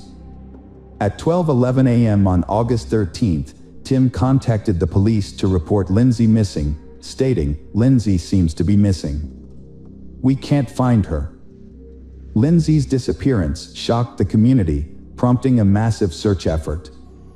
Hundreds of people, including families with strollers and teenagers, joined the search, even if they didn't know Lindsay personally. After days of searching, posting on social media, and putting up posters, the community gathered at a local spot called Coppice for 2 days, hoping to find a clue to help solve the mystery of Lindsay's disappearance. The search continued non-stop despite the challenges. Thousands of posters with Lindsay's picture were distributed throughout the neighborhood. A Facebook group to aid the search gained 10,000 members. Posters soon appeared everywhere, including lamp posts, storefronts, and traffic lights, asking for help in finding Lindsay. Police launched a thorough investigation into Lindsay's disappearance, conducting extensive searches around her house and the surrounding countryside. A team of specialists, including police officers, dog handlers, firefighters, and mountain rescue volunteers, scoured the area. They also deployed drones and helicopters to cover a wide range, including popular walking and running routes. For days after Lindsay went missing, police released CCTV footage showing her last seen walking along Burnley Road towards Coppice at 4:10 p.m. She was wearing a distinctive purple jacket, black leggings, and dark sneakers with white soles. As a week passed since her disappearance, hopes of finding Lindsay alive began to dwindle. Despite the efforts of the police, her whereabouts remained a mystery. However, the police emphasized that there was no evidence to suggest she was the victim of a crime, leaving a glimmer of hope that she might still be found alive. That evening, hundreds of local residents joined forces for the first mass public search of Copus, following a rallying call on social media. A local resident's dog ran into the woods at Arrington Cemetery, prompting its owner to follow. The dog didn't respond to its owner's calls, instead hiding its head in the bushes and sniffing at something. As the owner approached, they felt something soft underfoot, which frightened them. A terrible smell and swarming flies surrounded a plastic bag, with what appeared to be a foot visible. On August 24th, Lindsay Bobek's body was discovered 12 days after her disappearance. Her naked body was buried in the cemetery, wrapped in 2 clear plastic bags and mixed with earth and grass, in a shallow grave. With this discovery, the search for Lindsay Bobek was concluded, and a murder investigation officially began. Pathologist Dr. Naomi Carter conducted an autopsy and found that the cause of death was a broken neck, likely caused by a forceful blow from a foot or knee. The trauma was so severe that the entire larynx was crushed. Additionally, it appeared that someone had attempted to cut off the right leg after death, possibly using a saw, leaving a large laceration that cut down to the bone. Due to the poor condition of the body, Dr. Carter had difficulty determining the full extent of the injuries. While she couldn't rule out the possibility of sexual activity on the day of the disappearance, the level of decomposition made it impossible to confirm. Before the body was found, the area had been searched by police and community volunteers for several days, but nothing was discovered. A blue wheelie garbage can was spotted in nearby bushes, but its significance was not yet realized at that stage of the investigation. Volunteers searched the cemetery on August 20th at 9 p.m. and found a dumpster with a dark stain that they suspected might be blood. They took pictures and called the police, who arrived to inspect the dumpster. However, the police officers thought the dark stain was just dirt and noted that the dumpster looked new. With no evidence linking it to Lindsay's disappearance, they left it in place. Other clues were found in the cemetery but weren't immediately considered significant. Christine Alderson, a local resident, discovered a bloody cloth on the grass on August 18th while walking her dogs. She believed the blood was fresh but thought it might belong to a homeless man who often visited the area. Judith Bibby, another dog walker, reported seeing what was likely Lindsay's jacket hanging on a barbed wire fence near the Cardial Hill Trail. On August 25th, investigators returned to the crime scene and discovered a yellow-handled saw and a pair of green heavy-duty gloves near Lindsay's grave. The gloves had blood on them and were sent for forensic testing. The test results showed that the gloves contained the perpetrator's DNA on the inside and Lindsay's DNA on the outside of the left glove. Additionally, investigators found a pair of Lindsay's Skechers sneakers in a blue plastic bag in the cemetery. The shoes had been cut along the sole. Further examination revealed that Lindsay's body was wrapped in plastic sheeting, with foliage and grass that didn't match the cemetery grounds between her body and the sheeting. This led investigators to believe that Lindsay's body had been moved from another location. The discovery of the moved body led detectives to recall a blue trash can that had caught the attention of volunteers. Upon reviewing CCTV footage, police officers made a surprising discovery that left the investigation team perplexed. Several images showed a young man pulling a blue wheelie garbage can in the Burley Road area over the course of a few days. A CCTV camera caught the same individual returning to the cemetery on 4 separate occasions. This footage helped identify a suspect. A video of the young man carrying a trash can down the street, possibly containing Lindsay's body, gained widespread attention. The video was broadcast on the news with a request for help identifying the individual, which proved successful. The individual in the video was identified as Rocky Marciano Rocky, a local resident who lived with his parents and 5 siblings on Winnie Hill Road in Arrington. The Rocky family had resided in this home for approximately 3 decades.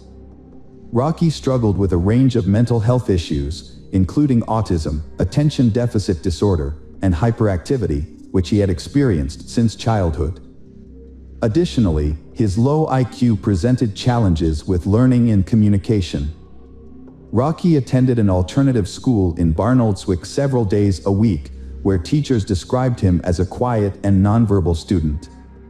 In 2015, a psychologist evaluated Rocky and found he had difficulty understanding his emotions and how they related to events. A 2016 report noted that Rocky was unresponsive to strangers and required constant supervision. According to Timothy Bradley, a teacher at his school, Rocky showed little interest in academics, preferring practical activities. He rarely engaged in conversations, even about topics that interested him. Rocky was physically strong and enjoyed activities like going to the gym, caring for chickens, and playing Xbox. Rocky often seemed detached from reality and unaware of his actions. His attack on Lindsay Bubeck appeared to be motivated by a desire to kill a woman, and she happened to be in the wrong place at the wrong time. The murder was a random act committed by a stranger. On August 12, 2020, 1 year after the crime, Rocky Marciano Rocky went on trial. After an 8-day retrial and 4 hours of deliberation, the jury delivered a unanimous guilty verdict. Rocky, 17, showed no reaction via video link from Her Majesty's Prison, Wetherby. His parents, present in court, also remained expressionless. Rocky had pleaded guilty to aiding in the disposal of Lindsay's body but denied any role in her death. He claimed a male stranger approached him and offered a fee to help bury she. In a prepared statement, Rocky admitted to moving the garbage can and burying the body, but maintained he had no involvement in Lindsay's death.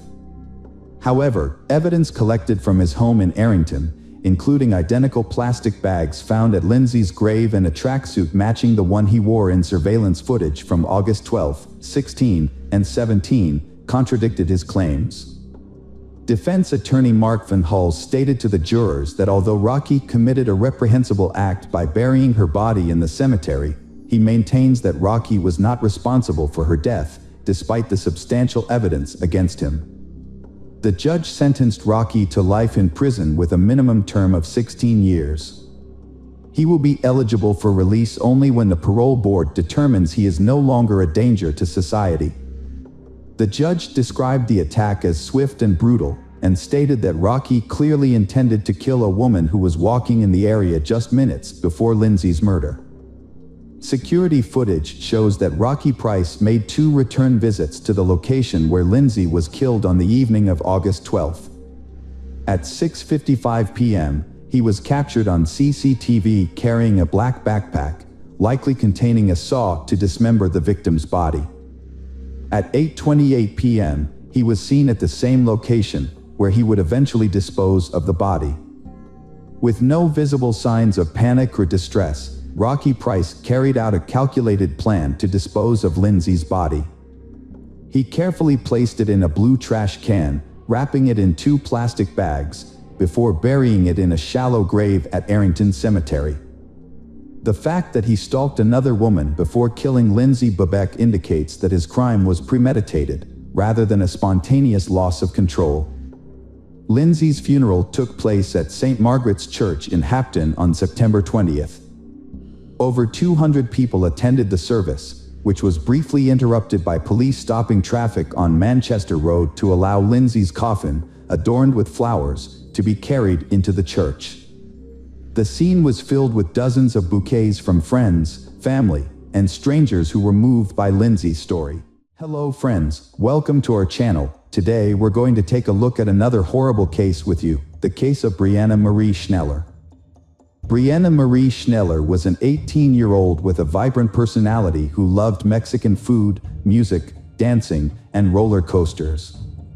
She was an exceptional student, and ranking as the top student at Everest High School in Washington, according to her parents, Craig and Lori Schneller.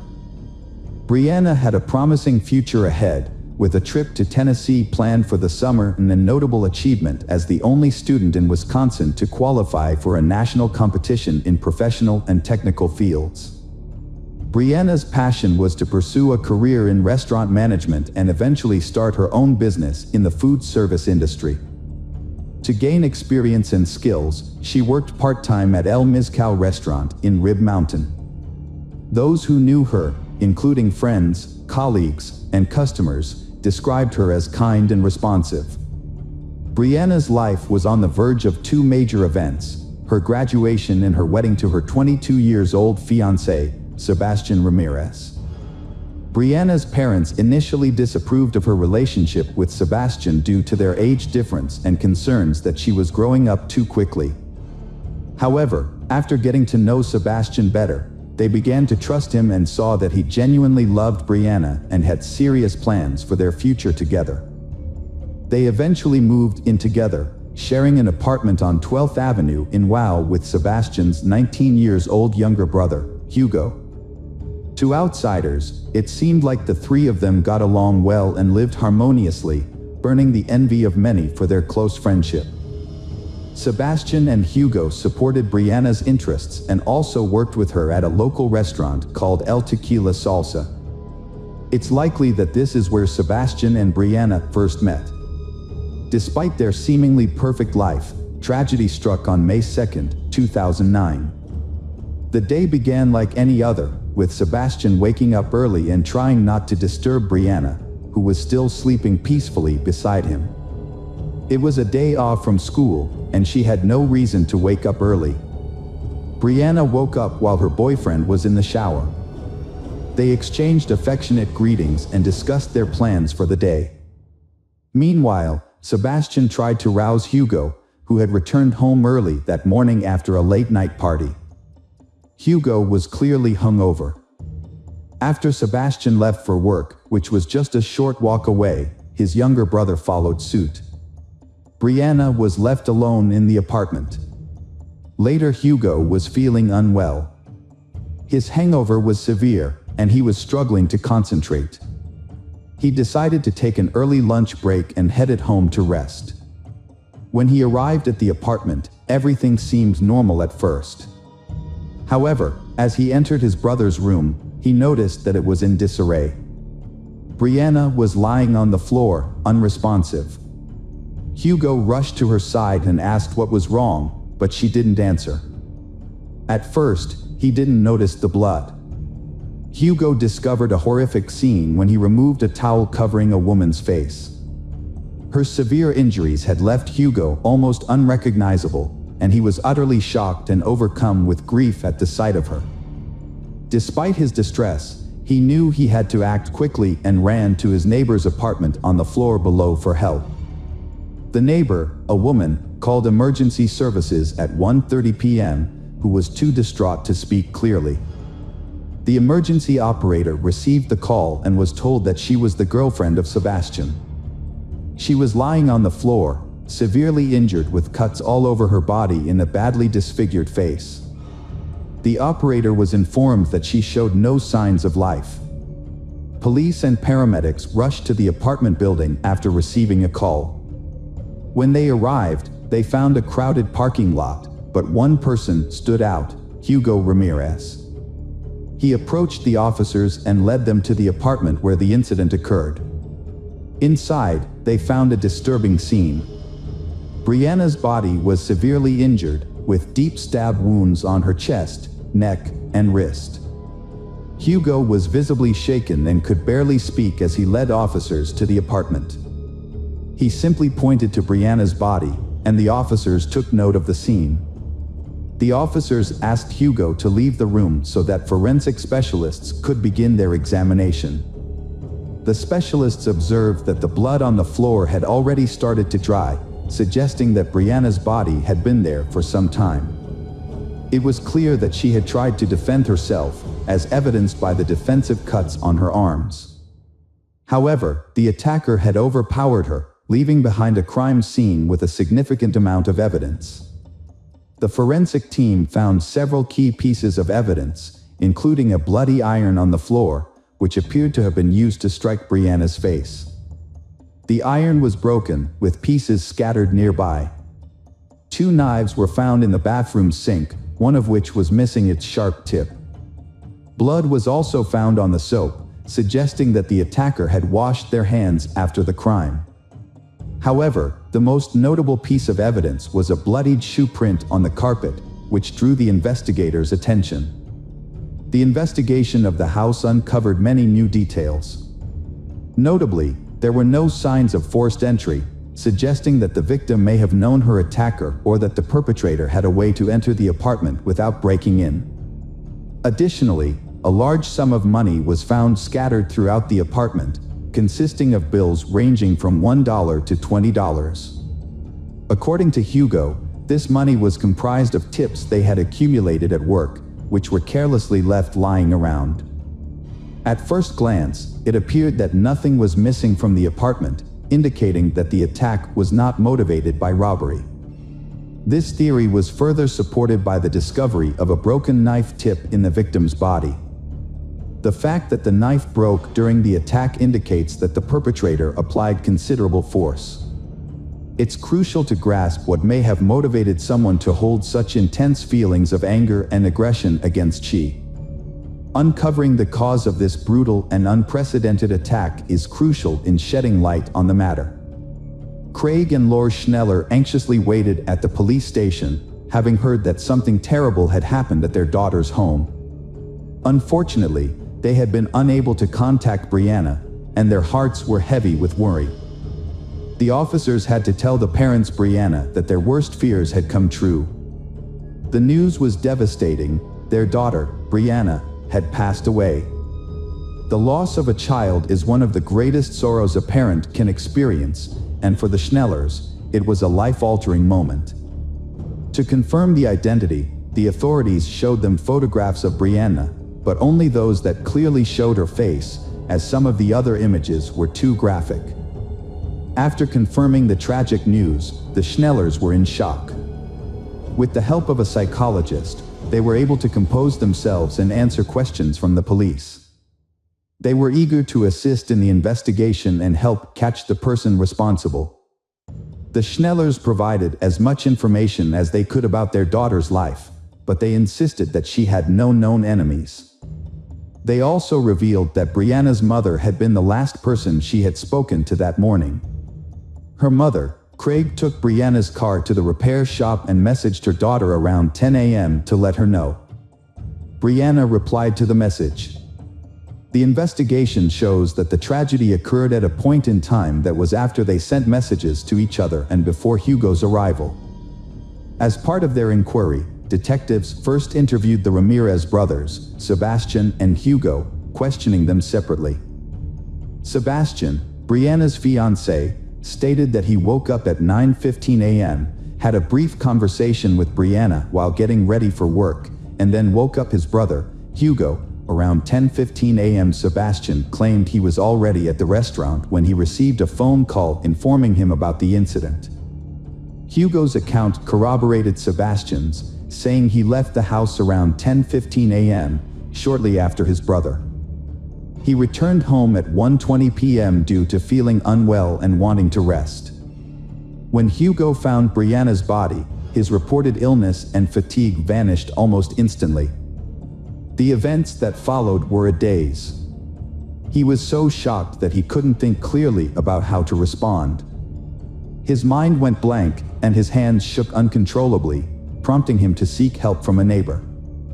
The Ramirez brothers' accounts were believable, and their distress seemed authentic. Nevertheless, the police had seen convincing performances before, so they needed concrete evidence to confirm their innocence. It was possible that one of the brothers was involved in the crime, and the other was covering for him. To investigate this, detectives asked about their relationships with each other. Sebastian expressed his love for Brianna and his excitement for their upcoming wedding. Hugo was questioned about whether he had any issues with Brianna or if they had argued, but he denied it. Hugo also explained that while he found her attractive and charming, He had no romantic intentions towards her because he valued his good relationship with his brother and would never jeopardize his happiness. Brianna was like a sister to Hugo. And after hours of questioning, neither Hugo nor Sebastian raised any suspicions. The police took DNA samples from the brothers and allowed them to return home. To verify the brothers' alibis, detectives spoke with employees of El Tequila Salsa restaurant and reviewed the restaurant's security footage. The brothers' accounts checked out, and the possibility of a domestic-related crime was ruled out. The investigation continued, and the question remained, who could have committed such a heinous crime against an innocent young woman? Was there a predator lurking in the city who had been watching Brianna and waiting for the perfect moment to strike? The police considered this possibility as they analyzed the evidence. The autopsy results confirmed the police's initial suspicions. The sequence of events was reconstructed as follows. Brianna was first hit on the head with a blunt object, likely an iron, which caused a severe injury. The perpetrator then cut her throat and inflicted multiple stab wounds to her body. The attack was extremely violent, with so many wounds that even experts couldn't count them all. At least 2 of the injuries were fatal. DNA from an unknown source was found under Brianna's fingernails, indicating that she struggled and resisted her attacker. Initial reports that nothing was missing from Brianna's home were later found to be incorrect. Brianna's phone had actually been taken, and Sebastian was the one who discovered its loss and informed the detectives. This new information became a crucial lead in the investigation. The police learned from the phone provider that the phone was still active and obtained its location. Surprisingly, the phone was found to be nearby, specifically on the premises of the restaurant where Sebastian and Hugo worked. This revelation added complexity to the case, given the brothers' solid alibi and the suspicious circumstances surrounding the missing phone. The detectives rushed to the location and found that the phone's coordinates led them to the parking lot of a shopping center that housed the restaurant. A search of the area revealed that the phone was likely in one of the trash bins. After a brief search, a plastic takeout bag with the logo of El Tequila Salsa was found in a container. Inside the bag were the victim's phone, 2 mismatched gloves, and a pair of women's underwear. One of the gloves had a blood stain. The bag and its contents were sent to the lab for further analysis, which could potentially yield fingerprints or DNA from the perpetrator. After seeing a photo of the bag's contents, Sebastian identified his girlfriend's underwear. The police then questioned the restaurant staff multiple times.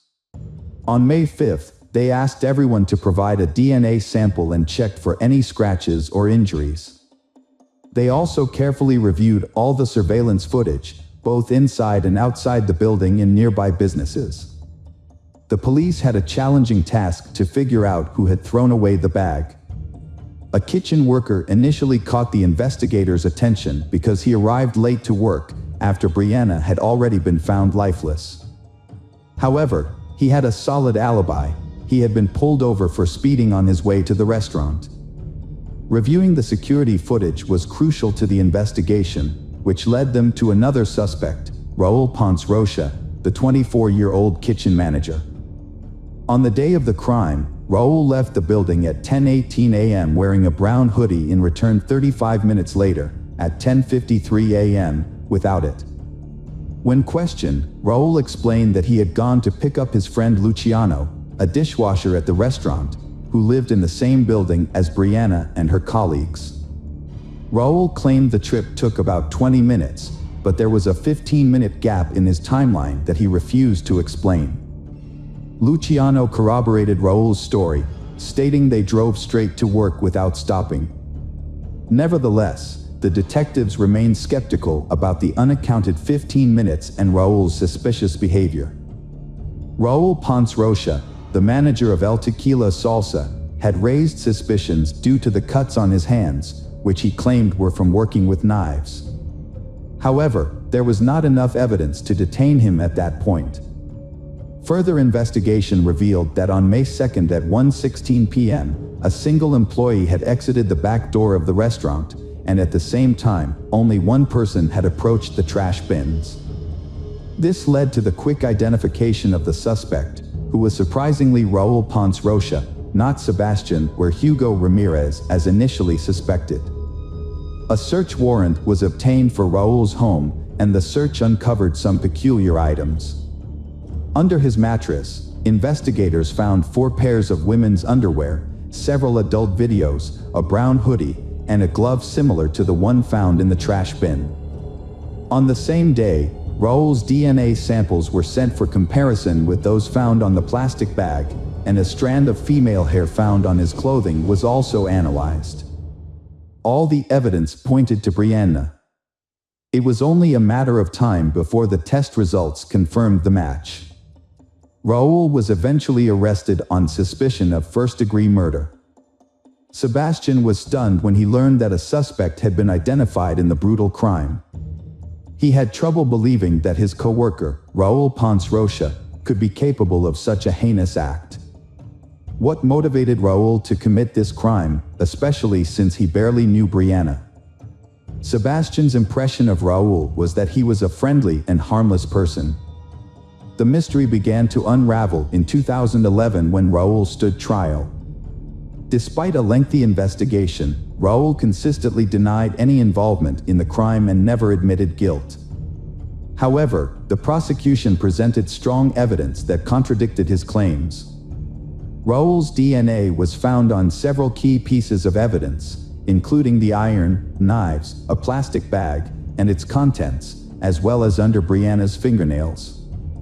A shoe print at the crime scene also matched Raul's shoes. The evidence pieced together the events of May 2, 2009. On his way to work that day, Raul passed by Brianna's house, a place that had long fascinated him. Assuming she was out, since her car was not in the driveway, he took advantage of the opportunity to break into her apartment and take what he wanted. Raul had a disturbing habit of collecting women's underwear, with evidence found hidden under his mattress. On the day of the incident, Raul left work, supposedly to pick up his friend Luciano, but instead entered Brianna's apartment without warning. He easily gained entry, suggesting he may have had a key, and went directly to Brianna's room, where he began rummaging through her belongings. When Brianna confronted him, Raul was likely caught off guard and feared being recognized. Panicked, he grabbed the nearest object, an iron, and used it to strike her. He then escalated the violence by slashing her throat with a knife and inflicting multiple other injuries. The investigation found that the killer appeared to take pleasure in the brutal act, as evidenced by the numerous and excessive wounds inflicted on the victim. The attacker also used multiple knives during the assault. After committing the crime, Raul attempted to cover his tracks by washing his hands and removing his jacket, which was likely stained with blood. He then calmly returned to work, pretending nothing had happened, and drove Luciano to the restaurant as planned. Raul took advantage of the lunch break to dispose of the evidence bag in a trash bin, which was captured on the kitchen's video recordings. Before the trial, Raul admitted to meeting with Brianna but claimed he didn't kill her. However, he suspected someone else might have and named a former restaurant employee. Raul stated that he saw this acquaintance, Sergio, at Brianna's house on the day she died. This confirmed that Raul had indeed entered the Ramirez apartment. However, when Raul left, Sergio stayed behind and had an argument with Brianna. Raul's statement raised more questions and led to further investigations. The authorities verified the information and managed to contact Sergio, who was abroad at the time. Sergio appeared at the trial and testified that he was not involved in Brianna's death. He proved that he was not in the country on the day of the crime, as he had left weeks earlier to care for his ill father in Mexico. It became clear that Raul had hoped to falsely accuse Sergio and create doubt among the jurors. However, his plan failed, and Raul's actions showed that he had no qualms about accusing an innocent person of a heinous crime, and he felt no remorse for his actions. The trial of Raul Ponce Rocha drew a large crowd, including Brianna's family members and her friends Sebastian and Hugo. The young men struggled to keep their emotions in check, prompting officers to intervene multiple times to restore calm. In the end, Raoul was found guilty of murdering Brianna Schneller and burglary, and was sentenced to life in prison without the possibility of parole. He is currently serving his sentence at a correctional facility in Wisconsin. After the verdict, Brianna's father expressed his gratitude that justice had been served. He shared that he still keeps a Father's Day card Brianna gave him and cherishes every memory of her. Hello friends, welcome to our channel. Today we're going to take a look at another horrible case with you, the case of Ilana Frick. Ilana Christina Frick was born in September 1977 in Windsor, Ontario, to George and Anna, who had immigrated to Canada from Croatia in the early 1970s. She was the younger of two daughters, with an older sister named Caroline, with whom she was extremely close. Ilana's birth was considered a miracle by her parents. Her mother, Anna, had faced serious health complications after her first pregnancy, and doctors had told them that Anna would likely never conceive again.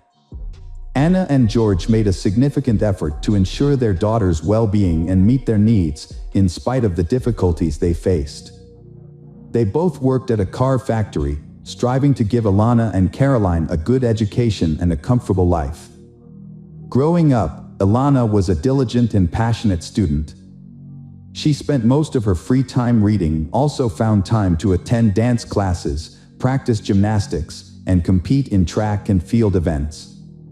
During her summer breaks, Ilana chose to work to help support her family, often working in cornfields and learning to manage her finances wisely.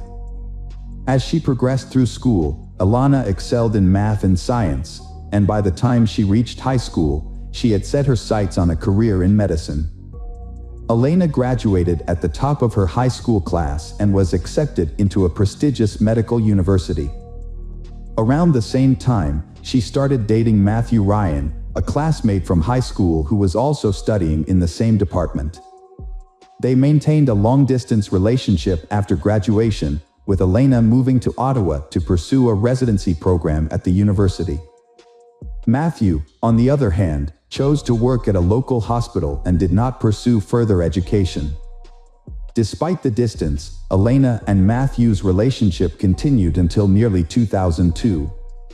They had even made plans to get married, but ultimately decided to remain friends. By then, Ilana was interning at a top clinic and was working towards earning a doctorate, while Matthew's career had not advanced. In February 2003, during a night shift at the hospital, Ilana met Mohammed Shamji, a new colleague. She was immediately drawn to him. Mohammed, who was just a year older than Ilana, was a resident in the neurosurgery department and came from a family of prominent doctors. Mohammed Shamji was born and raised in Ottawa, Ontario, into a family of medical professionals. His father, Farid Shamji, was a well-known surgeon, and his mother, Edith, was a talented psychiatrist. Mohammed's older brother, Ali, also pursued a career in medicine, becoming a medical biophysicist. Both brothers attended Yale University, and later, Mohammed returned to Canada to earn his doctoral degree from the University of Western Ontario. Additionally, Mohammed had taken an interest in a blonde woman, but at first, he did not make any attempts to approach her. Ilana was immediately drawn to Mohammed, a tall, dark-skinned man, and sought to capture his attention. He eventually asked for her number and initiated contact, marking the beginning of their romance. Initially, Ilana perceived Mohammed as a reserved individual who hesitated on dates, jumped between topics, or fell silent, giving the impression of being introverted. However, it was later discovered that his behavior was not due to shyness but rather a lack of interest. Unbeknownst to Ilana, Mohammed was seeing another woman at the time and intentionally kept this a secret. When Ilana discovered she had a rival, she became resolute in her determination to be the only woman in his life. The first year of their relationship was tumultuous, with they breaking up on 3 separate occasions, rekindling. This was largely due to Ilana's persistence in pursuing the relationship. Despite her parents' awareness of the issues and their encouragement to leave Muhammad, Ilana remained resolute, convinced that she had found her soulmate. Ilana often showered Muhammad with gifts, surprises, and home-cooked meals, but he only sporadically reciprocated her affection. Muhammad seemed content to accept Ilana's displays of love without feeling obligated to return them. This dynamic created an emotional imbalance, where Ilana grew increasingly dependent on Muhammad. In the summer of 2004, Ilana and Muhammad received unexpected news: Ilana unplanned pregnancy. A sudden life-changing event forced them to rethink their future plans. While both were anxious about the news, Muhammad felt a strong obligation to marry Ilana before the baby was born, as is traditional in his conservative Muslim upbringing. In September 2004, they had a two-part wedding. The first ceremony adhered to Muhammad's family's cultural customs, while the second was a more casual celebration with friends at a popular restaurant. At the time, the newlyweds seemed happy and in love. However, their happiness was short-lived. When their daughter, Yasmin, was born in January 2005, their marital problems became apparent. Muhammad's focus on his career and education left Ilana and their newborn daughter feeling neglected. To make matters worse, Muhammad had been hoping for a son and wasn't afraid to express his disappointment. This marked the beginning of a troubled marriage that would ultimately end in tragedy. After having her child, Ilana took maternity leave to care for her daughter and manage the household. When Muhammad returned home, he would often go straight to his room and spend very little time with his wife and children, which left Ilana feeling abandoned and unappreciated. As time passed, Muhammad's behavior worsened, and he became increasingly critical and abusive. He would insult Ilana's appearance, refuse to eat her cooking, berating and insulting his wife. Despite her growing unhappiness, Ilana chose not to confide in anyone, including her close friends and parents, about her marital problems. However, one day, while Ilana was on the phone with her mother, Muhammad returned home in a bad mood and began berating Ilana in front of her mother. Ilana's mother tried to defend her, but Muhammad shifted the blame onto Ilana, claiming she was responsible for their troubled marriage. Ilana's mother advised her to end the relationship with Muhammad and file for divorce, but Ilana declined, hoping that she could still salvage the marriage. Unfortunately, Muhammad's actions worsened, and he started physically harming Ilana on top of the verbal abuse she had already been enduring. The situation reached a boiling point in the summer of 2005 when Muhammad punched Ilana in the face, breaking her nose. Fearing for her safety and that of her child, Ilana fled to friends and reported the incident to the police, finally deciding to end the marriage and leave Muhammad for good. Muhammad surprisingly begged his wife, Ilana, to come back, vowing to never physically abuse her again or even raise his voice. He promised that their family life would be perfect, and he would control his temper. However, Muhammad's sudden change of heart was motivated by self-interest. As a young neurosurgeon, he was about to start at Duke University, working towards his doctorate, and a criminal conviction would ruin his promising medical career. Muhammad's primary concern was his own future, but he successfully convinced Ilana to drop the charges against him. She even agreed to follow him to North Carolina, where he would pursue his studies. Ilana's loved ones were confused when she didn't leave her husband despite the difficulties she was facing. Instead, she moved to another country with Muhammad.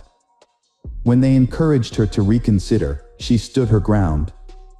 When the family settled in the US, life appeared more tranquil for a time.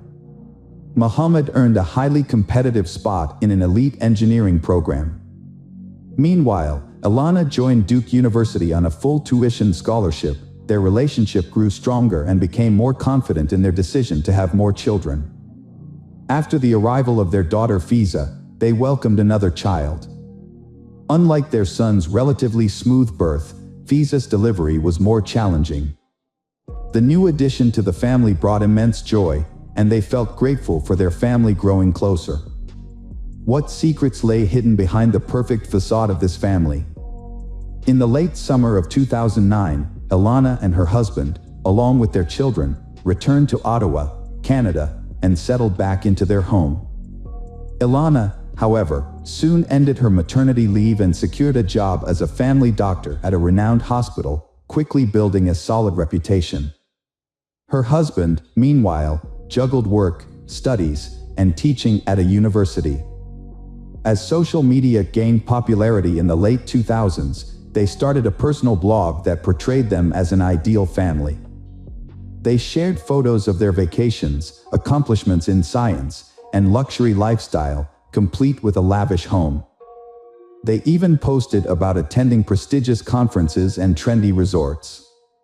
To outsiders, they seemed like a happy, successful, wealthy, and deeply in love couple with no problems. However, this perfect image hid a dark reality. Behind closed doors, Muhammad continued to exert strict control over Ilana. He monitored her interactions, dictated what she wore, and even checked her email and social media accounts. He openly criticized her appearance, style, and parenting methods, leaving Ilana feeling silent and trapped. As time passed, the tension and aggression between them became stressed, with Muhammad frequently yelling at Ilana and blaming her for their arguments and discord. In 2011, a prestigious medical center in Calgary offered a talented neurosurgeon, Muhammad, a fellowship in spinal surgery. Muhammad accepted the offer and relocated to Calgary, but he had to leave his family in Ottawa because his wife, Ilana, couldn't take a leave of absence from her job for over a year. They had to manage a long-distance relationship. During one of Muhammad's visits home, their relationship faced its biggest challenge yet. While at home, Muhammad accidentally left his laptop open, and Ilana saw a message from another woman on his social media account. The content of the message implied a romantic involvement. When Ilana confronted Muhammad, he confessed to having an affair, which was a devastating blow to Ilana.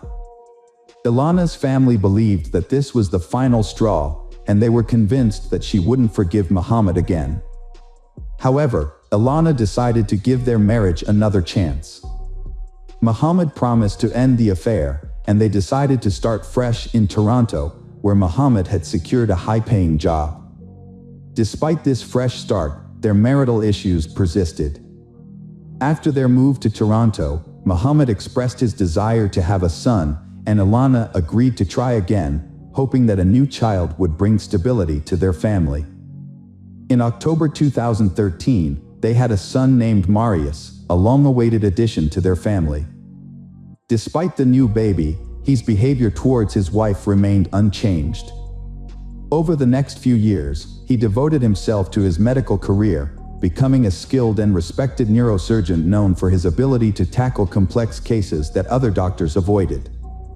Meanwhile, the wife also advanced in her career, becoming a representative for the Ontario Medical Association. However, the tension between them began to escalate, and his behavior towards his wife became increasingly aggressive. He went beyond verbal abuse, resorting to physical violence against her. During a family ski trip, the wife suffered a deep cut on her arm that required stitches, as well as other injuries. She initially claimed that the injuries were a result of a skiing accident. However, she later confided in her best friend that the injuries were actually inflicted by her husband. Following another heated argument over his latest infidelity, Ilana discovered that her husband, Muhammad, was having an affair with a colleague. After overhearing a suspicious phone conversation, Ilana confronted him, which led to a violent outburst, and he physically abused her. A friend, who was aware of the situation, advised Ilana to end her marriage, but she refused. Her friend jokingly suggested that Ilana should retaliate by having an affair of her own. Although the suggestion was made in jest, Ilana might have considered it a viable option to get back at her unfaithful husband. During the summer of 2016, their relationship continued to deteriorate.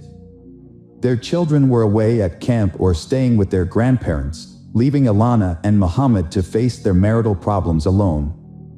In a surprising turn of events, they celebrated their 12th wedding anniversary in early September, even sharing the news on social media.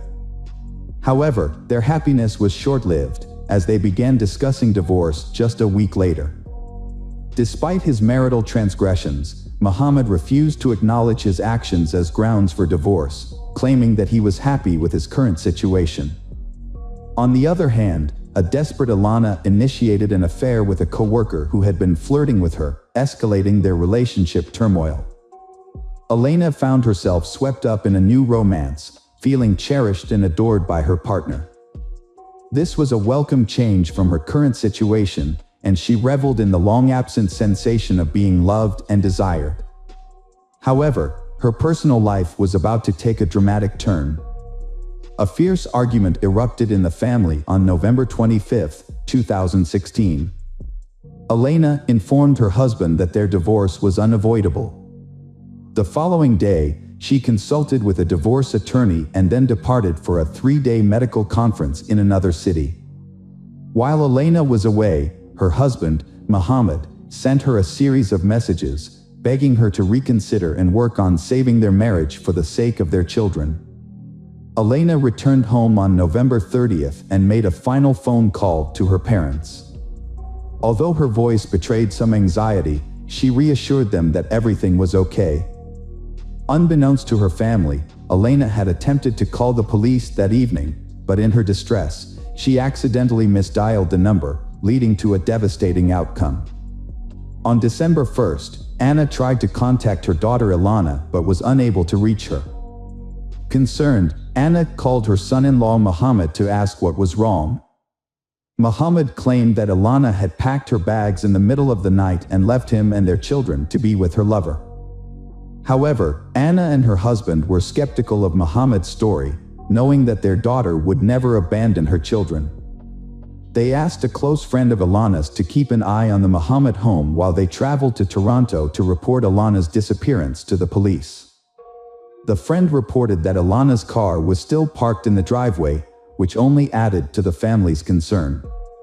When Anna and her husband arrived at their daughter's house, they didn't notice anything out of the ordinary at first. However, Muhammad was agitated and insisted that Ilana was with her lover, repeating the same story he had told the police earlier. After Ilana was reported missing, a shocking discovery was made. The police found a body inside a suitcase. A man walking his dog by the river on December 2nd noticed a new-looking suitcase under a bridge about 24 miles from the suspect Muhammad's home. His curiosity got the best of him, so he opened the suitcase, discovering the body of a blonde woman. The police were immediately notified, and the body was taken to the medical examiner for identification and analysis. Fortunately, identifying the owner of the suitcase was not difficult because the perpetrator had left the luggage tag attached, which still had her name and travel information from her recent trip. Her parents confirmed the identity as Ilana. An autopsy revealed her cause of death to be mechanical asphyxiation and a broken neck. Additionally, her body showed signs of abuse with multiple bruises and abrasions. Notably, the victim was found dressed in pajamas with no shoes. Considering the victim's position in clothes, it appears she was placed inside the suitcase immediately after her death.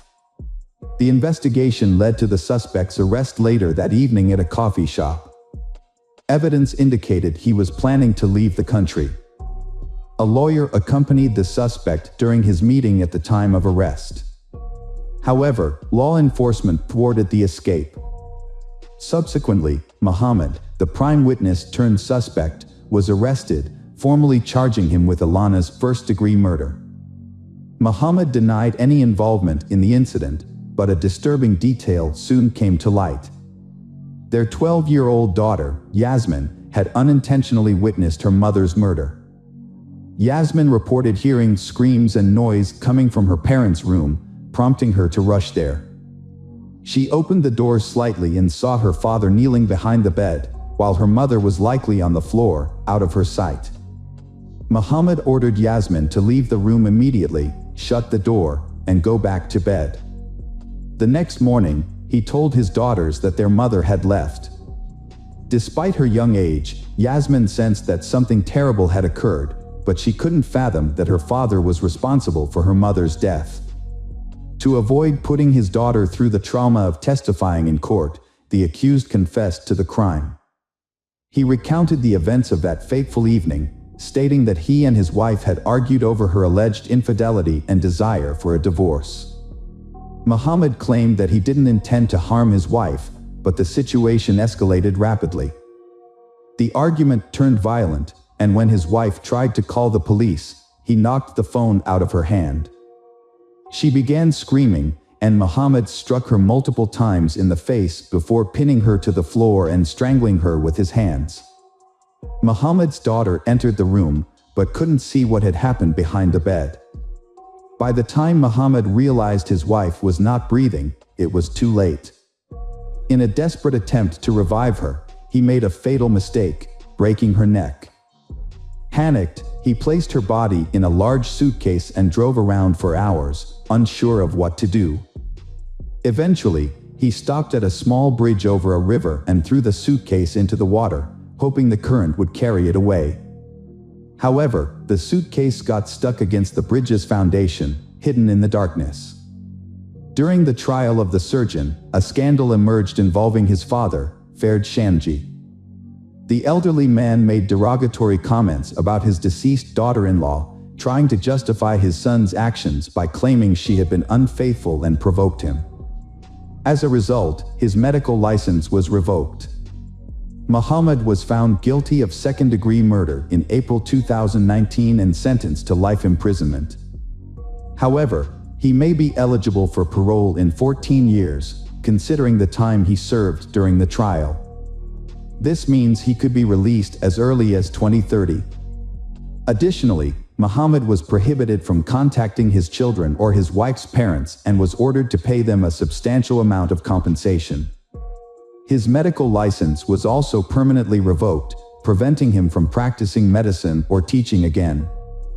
The children who have lost their parents are now being cared for by Ilana's parents. Hello friends, welcome to our channel. Today we're going to take a look at another horrible case with you. The case of Michael Van Eck. Michael Van Eck was born on August 14, 1987, in a city that was once a hub for gold miners.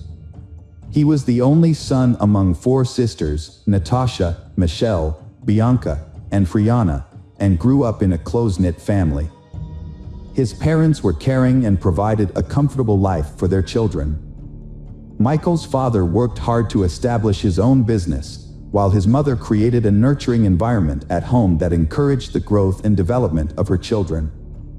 Michael was a sociable and kind person who excelled in school and sports, earning a black belt in karate that gave him confidence. After completing his education, Michael trained as an electrician, a highly sought-after profession that offered good earnings and job prospects. He worked at the Beatrix mine in the small town of Unison, where he was employed at mine number 4. Not content to rest on his laurels, Michael continued his education to become an engineer.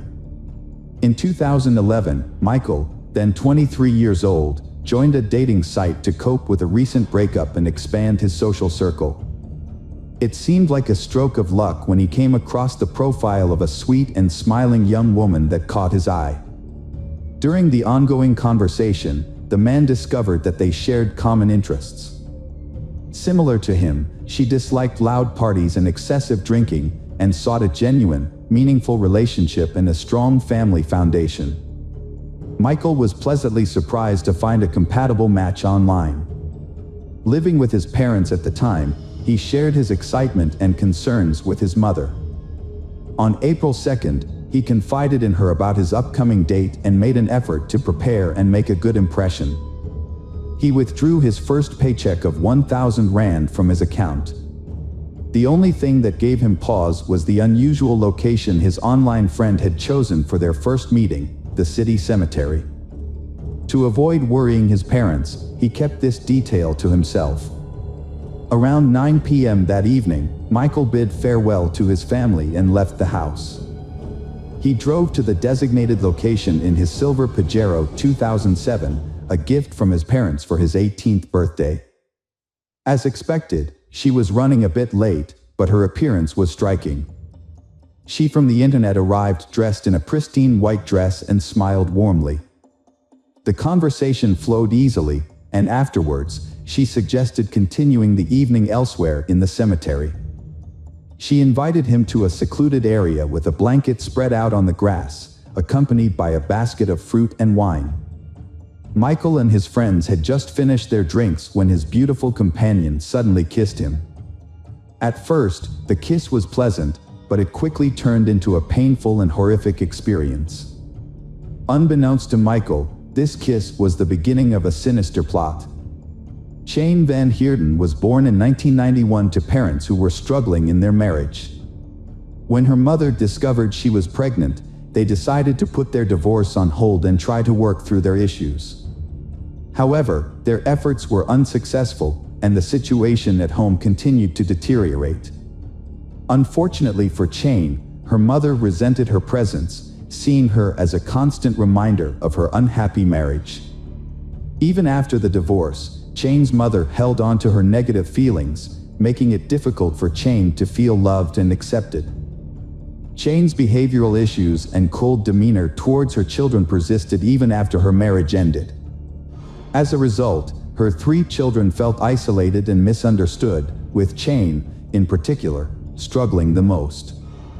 From a young age, she became withdrawn and sullen, displaying psychological problems.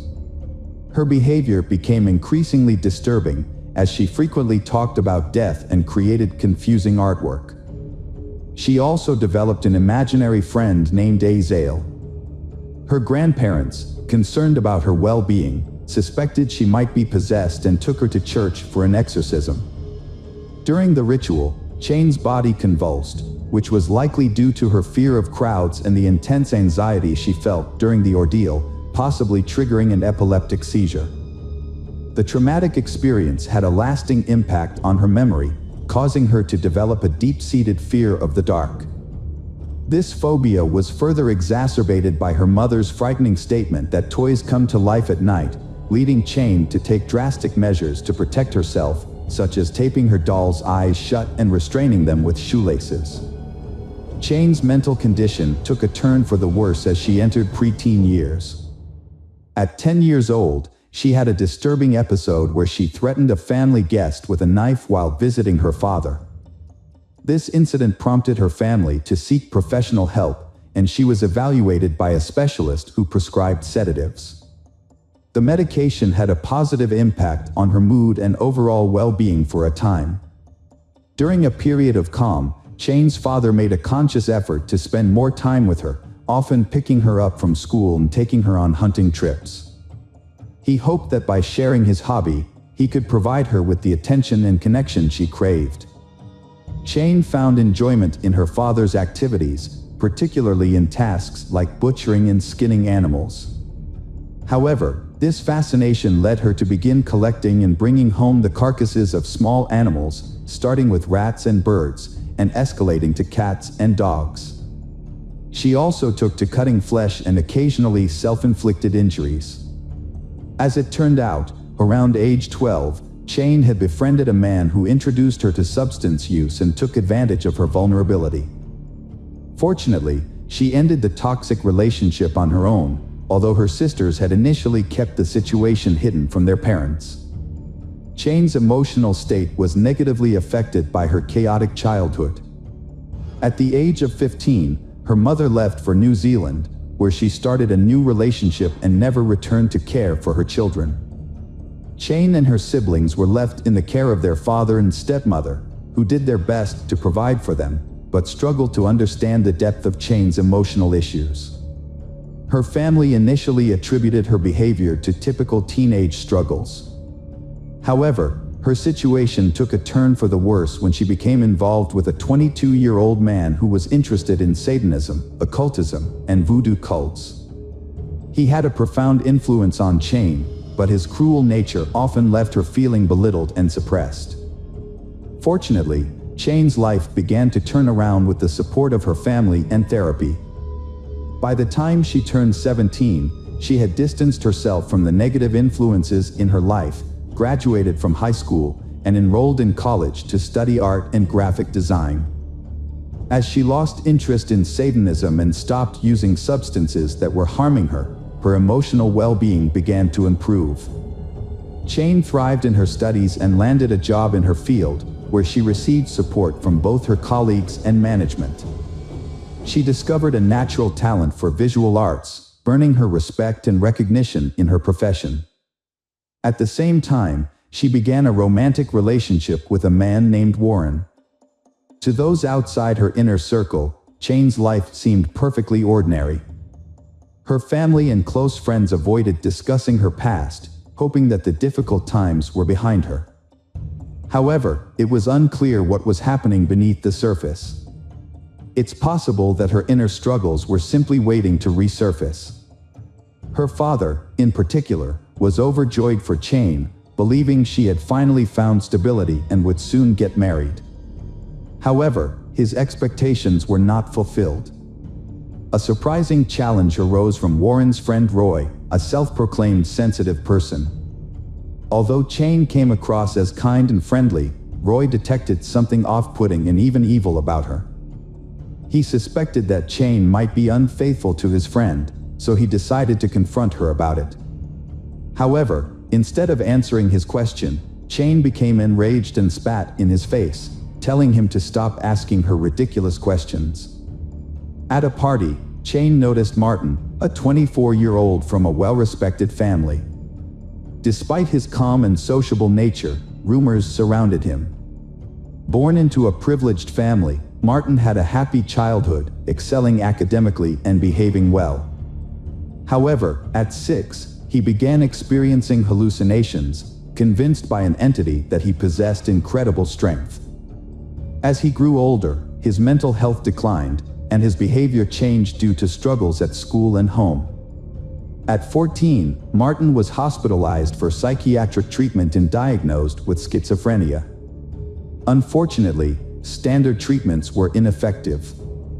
His financially secure family dedicated themselves to finding alternative medications, eventually discovering the necessary drugs to control his condition, except for occasional aggressive outbursts. Martin was deeply affected by witnessing a stray cat being attacked by dogs. Instead of feeling revulsion or sympathy, he chose to hide the cat's body and observe it. This disturbing incident marked the beginning of his animal torture.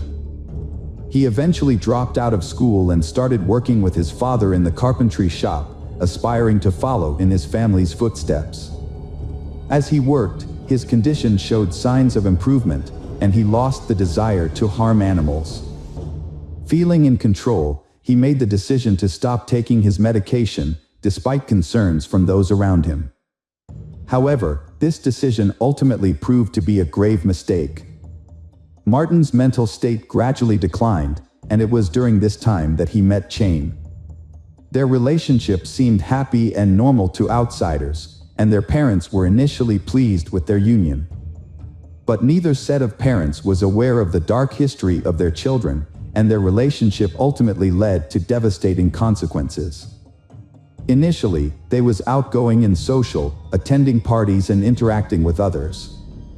However, acquaintances began to notice cuts on their hands, which they jokingly attributed to intimate experiments.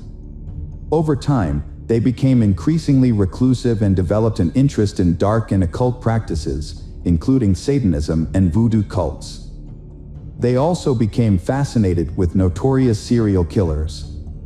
In February 2011, Martin posted a photo of himself and Cheyne on social media, with the caption, "Killers," accompanied by a cryptic emoji. At the time, no one suspected that the post was anything more than a joke. Meanwhile, Martin asked Cheyne's father for permission to marry her, which was met with enthusiasm. However, unbeknownst to those around them, they harbored a sinister secret. Instead of dreaming of a future together, they fantasized about ending their lives in a violent manner. These dark fantasies eventually evolved into a twisted plan to torture and kill homeless individuals. They even practiced their twisted intentions on animals, due to unable to find a suitable human victim to carry out their heinous plan. Chane created a profile on a dating site, which caught the attention of a young man named Michael Van Eck. Chane and her partner, Martin, targeted Michael for their sinister plans. They began flirting with Michael online, and after a few days, Chane suggested they meet in person. Despite the unusual location, Michael agreed to the meeting. Chane and Martin carefully planned the encounter, considering every detail, including their attire and the means to commit a crime. Chane approached the meeting prepared, while Martin hid behind tombstones, waiting for a signal. When Chane kissed Michael, it was the agreed-upon signal for Martin to attack. He struck Michael with a knife from behind, but Michael unexpectedly resisted. Chane intervened, and together they inflicted around 30 knife wounds on Michael. As Michael begged for an end to his suffering, Martin slit his throat, ultimately killing him. The perpetrators then dragged the body onto a blanket and began to carry out their plan. They cut off the victim's legs at the knee and severed his head. The dismembered body parts were placed in bags. The perpetrators attempted to bury the body at the site, but they encountered a problem that they had no shovels. As a result, they were forced to dig a shallow grave using only their hands and knives. After managing to bury the body only halfway, the perpetrators left the scene, taking the severed body parts with them. They used the victim's vehicle to make their getaway, with Martin initially driving, but later handing over control to his accomplice. However, the adrenaline rush from their crime made it difficult for them to focus on the road. Once they arrived home, they stored the bags containing the body parts in the refrigerator, treating them like ordinary groceries. After Martin had somewhat composed himself, he got into the victim's car and drove it to a high-crime neighborhood, hoping that it would be stolen. He left the car unlocked with the keys in the ignition to make it an easy target. A cemetery worker noticed bloody stains and torn clothing in the bushes near the grave. After alerting his supervisor, they called the authorities to report the gruesome find. The police were immediately notified, and an investigation was launched. Meanwhile, Michael Van Eck's parents were frantic with worry.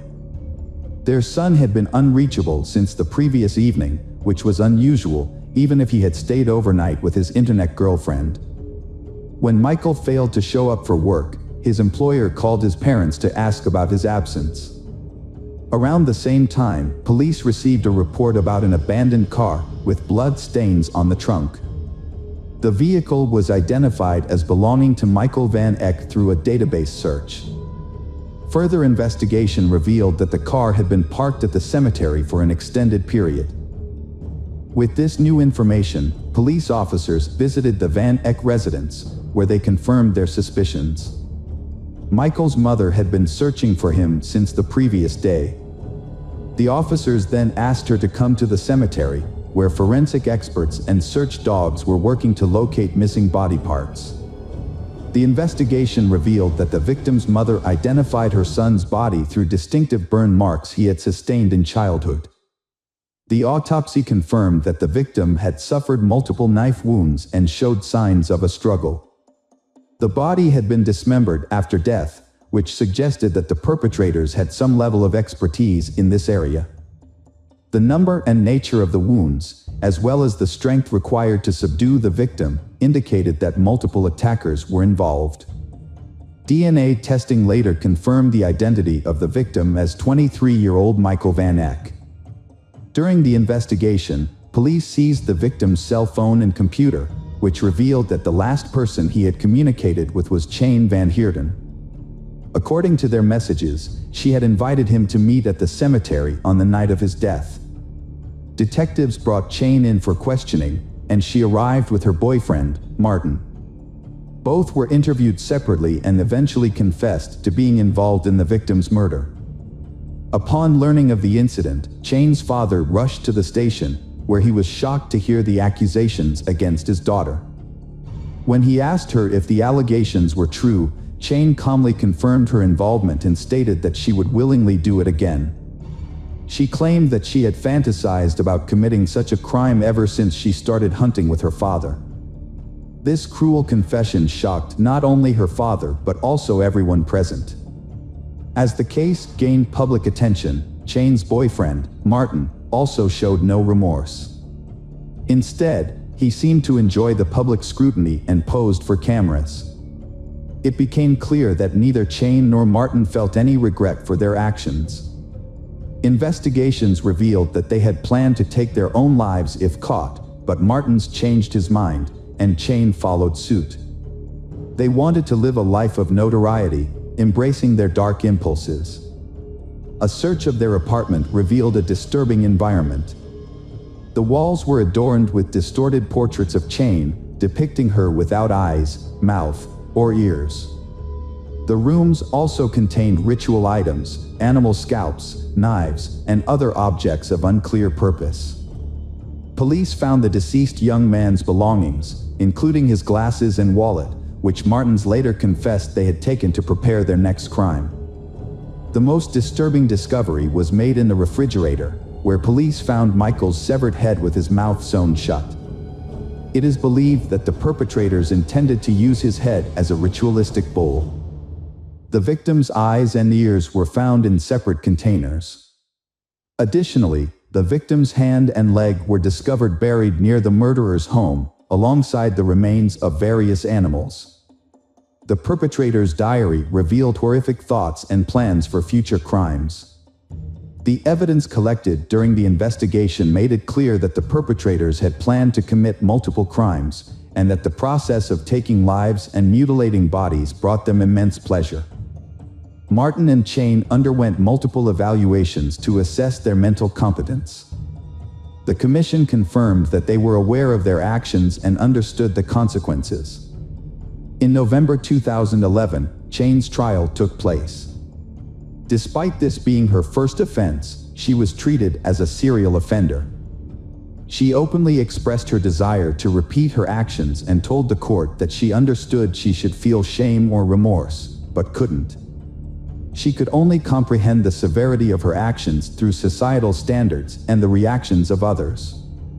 Psychiatrists diagnosed Chane with psychopathic and antisocial disorders, which made her more dangerous than her boyfriend. However, she was skilled at hiding her true nature. Throughout the sentencing, Chane remained impassive. She was found guilty and sentenced to 35 years in prison without the possibility of parole, 20 years for taking a life and an additional 15 years for robbery and dismemberment. Martin defended himself in court, claiming he didn't remember the events until he was in jail. He admitted to studying Satanism and occultism, and said his relationship with Chane led them to commit the crime. He apologized to the victim's parents, but his words seemed insincere. He was found guilty and sentenced to 35 years in prison, with a chance for parole after serving half his sentence. Even in prison, Martin expressed his passion for Chane in letters, calling her a dark goddess. However, Chane eventually ended the relationship, feeling they had grown apart. While incarcerated, Chane proved to be a model prisoner, using her time to teach art and theology to her fellow inmates. In contrast, Martin, while also in prison, gained a small group of admirers who were carefully monitored by police to prevent them from copying his crimes. During his imprisonment, Martins focused on personal growth, completing his education through correspondence courses and undergoing therapy.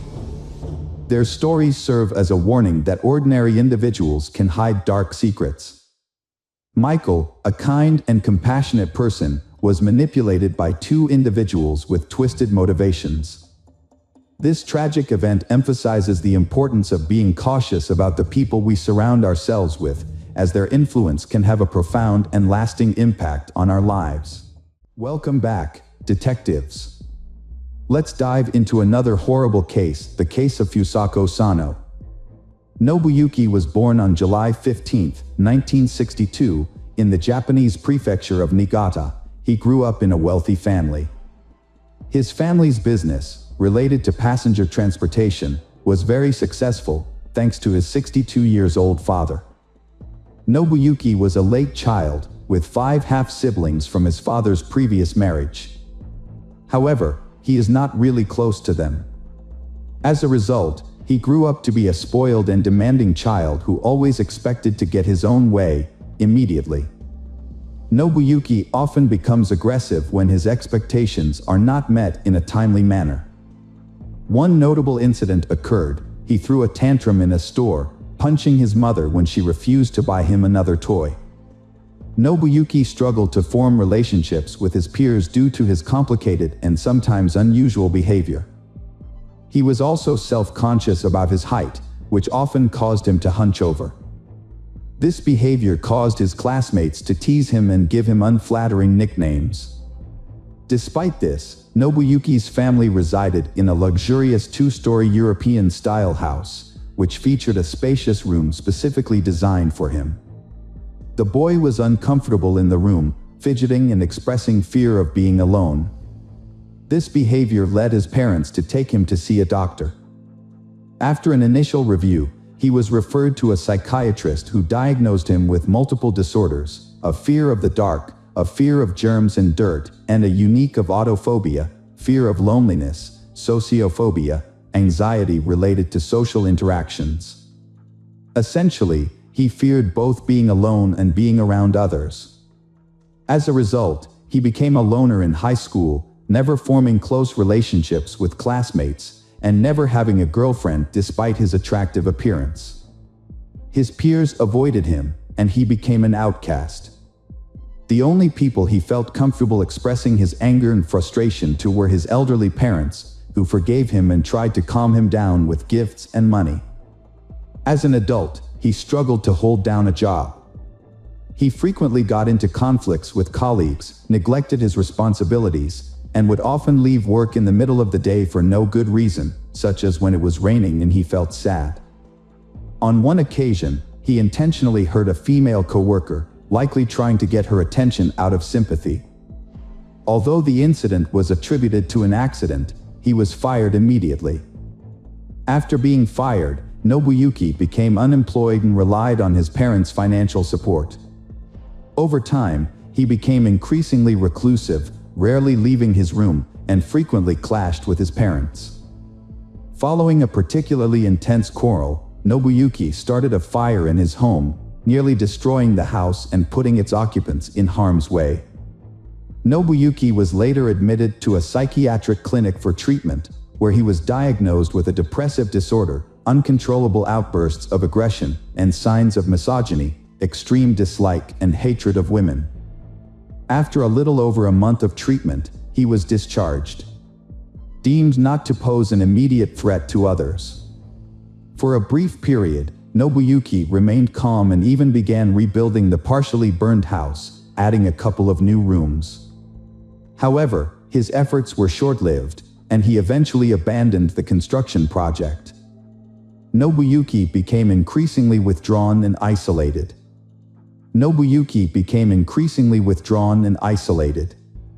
He spent most of his time in his room, watching TV. He not only forbade his parents from entering his room, but also the second floor of the house. If they tried to cross this boundary, he would violently lash out at them, punching and threatening to kill them. In the spring of 1989, Nobuyuki began taking walks, but he preferred to stroll near a local school where he could secretly watch the female students. At first, he kept his distance and tried not to communicate with anyone. However, one day, he suddenly grabbed a young girl, who was only 9 years old, and threw her over his shoulder as she was leaving the school gate. He then ran to his car, which was parked nearby. The other children immediately screamed for help, and a school security guard and bystanders quickly intervened, rescuing she and detaining Nobuyuki until the police arrived. Nobuyuki was unable to explain why he attacked she, and it was clear that he had intended to commit a violent and unlawful act against a minor. As a result, he was charged with attempting to commit a violent crime against a child. Nobuyuki Sato avoided a long prison sentence thanks to his father's connections and wealth. In August, Nobuyuki was given a year's probation despite his heinous crime. Shortly thereafter, his name was mysteriously removed from the criminal prosecution database, allegedly due to his father's intervention. However, Nobuyuki's father died shortly after his son's case, dying of a heart attack. Nobuyuki was left with overwhelming shame and guilt for his father's sacrifices and efforts to cover up his crime. After the failure of his first kidnapping attempt, Nobuyuki, 28 years old, tried again a year and a half later. This time, he carefully planned the crime and remained under the police radar for an extended period. On November 13, 1990, Nobuyuki set out on a hunting trip around the city. In the evening, as darkness fell, he spotted 9-year-old Fusako Sano, who had stayed late after school due to a sports event, walking alone on a deserted road. Nobuyuki quickly pulled over in front of her, got out of the car with a knife, and grabbed Fusako. He threatened to slit her throat if she tried to scream or run away. Then, he forced her into the trunk of the car. After driving for a while, he turned into a vacant lot, where he tied Fusako's hands and feet and covered her mouth with tape. When night fell, Nobuyuki drove to his house and took Fusako out of the trunk. Nobuyuki led her through a part of the house that was still under construction to his room, trying not to be seen. He then left the room and re-entered through the front door, as if everything was normal. Once upstairs, Nobuyuki again threatened Fusako with the knife, ordering her to be quiet. He tied her to the bed and warned her that if she tried to leave the room, look out the window, scream, or cry, he would kill her and dispose of her body in the ocean, where no one would ever find it. Fusako was terrified and obeyed the kidnapper's orders, hoping that he would eventually take pity on her and let her go. When Fusako didn't return home from school, her parents started to worry. They knew she had stayed late to watch a baseball game, but as the sun began to set, they expected her to be home by then. Initially, Fusako's parents tried to find their daughter on their own, retracing her usual route from school to home, but their efforts were unsuccessful. As night drew closer, the parents of Fusako turned to the police for help, hoping for a quick resolution. Since Fusako's disappearance, only a few hours had passed, and they were anxious to find her. The police launched a search operation. And by the next morning, they were joined by dozens of volunteers from the local community. The following day, the search party grew to over 200 people, who combed the area, distributed flyers with Fusako's photo, and interviewed passers-by in search of witnesses. Notably, Nobuyuki lived close to Fusako's school and the police station. He had previously attempted to kidnap Fusako, which had brought him to the attention of the police. However, despite this, Nobuyuki was not considered a suspect in the case, thanks to the efforts of his late father. A large-scale search operation was initiated to locate Fusako Sano, a Japanese schoolgirl who had disappeared. The search lasted for many months, covering numerous locations such as empty buildings, houses, railroad cars, and vacant lots. Investigators also searched suspicious vehicles and combed through interstate highways, but found no clues. As the investigation continued, authorities considered various theories, including the possibility of involvement by North Korean special services. However, despite their efforts, the search was unsuccessful, and Fusako remained missing. Fusako later revealed that she was terrified during her captivity and followed Nobuyuki's instructions in the hope that he would eventually release her. However, her captor, Nobuyuki, had no intention of letting her go. For several months, he kept her bound with tight restraints that impaired her blood flow and caused her to lose sensation in her limbs. If she disobeyed or made a sound, he would punish her with a stun gun, beat her, or threaten her with a knife. Notably, Nobuyuki never assaulted Fusako in a sexual manner during her captivity. Instead, he treated her more like a possession or a pet, using her as a means of companionship and conversation. Nobuyuki kept Fusako captive, feeding her a meager diet of food prepared by his mother. As a result, Fusako became severely malnourished and weakened.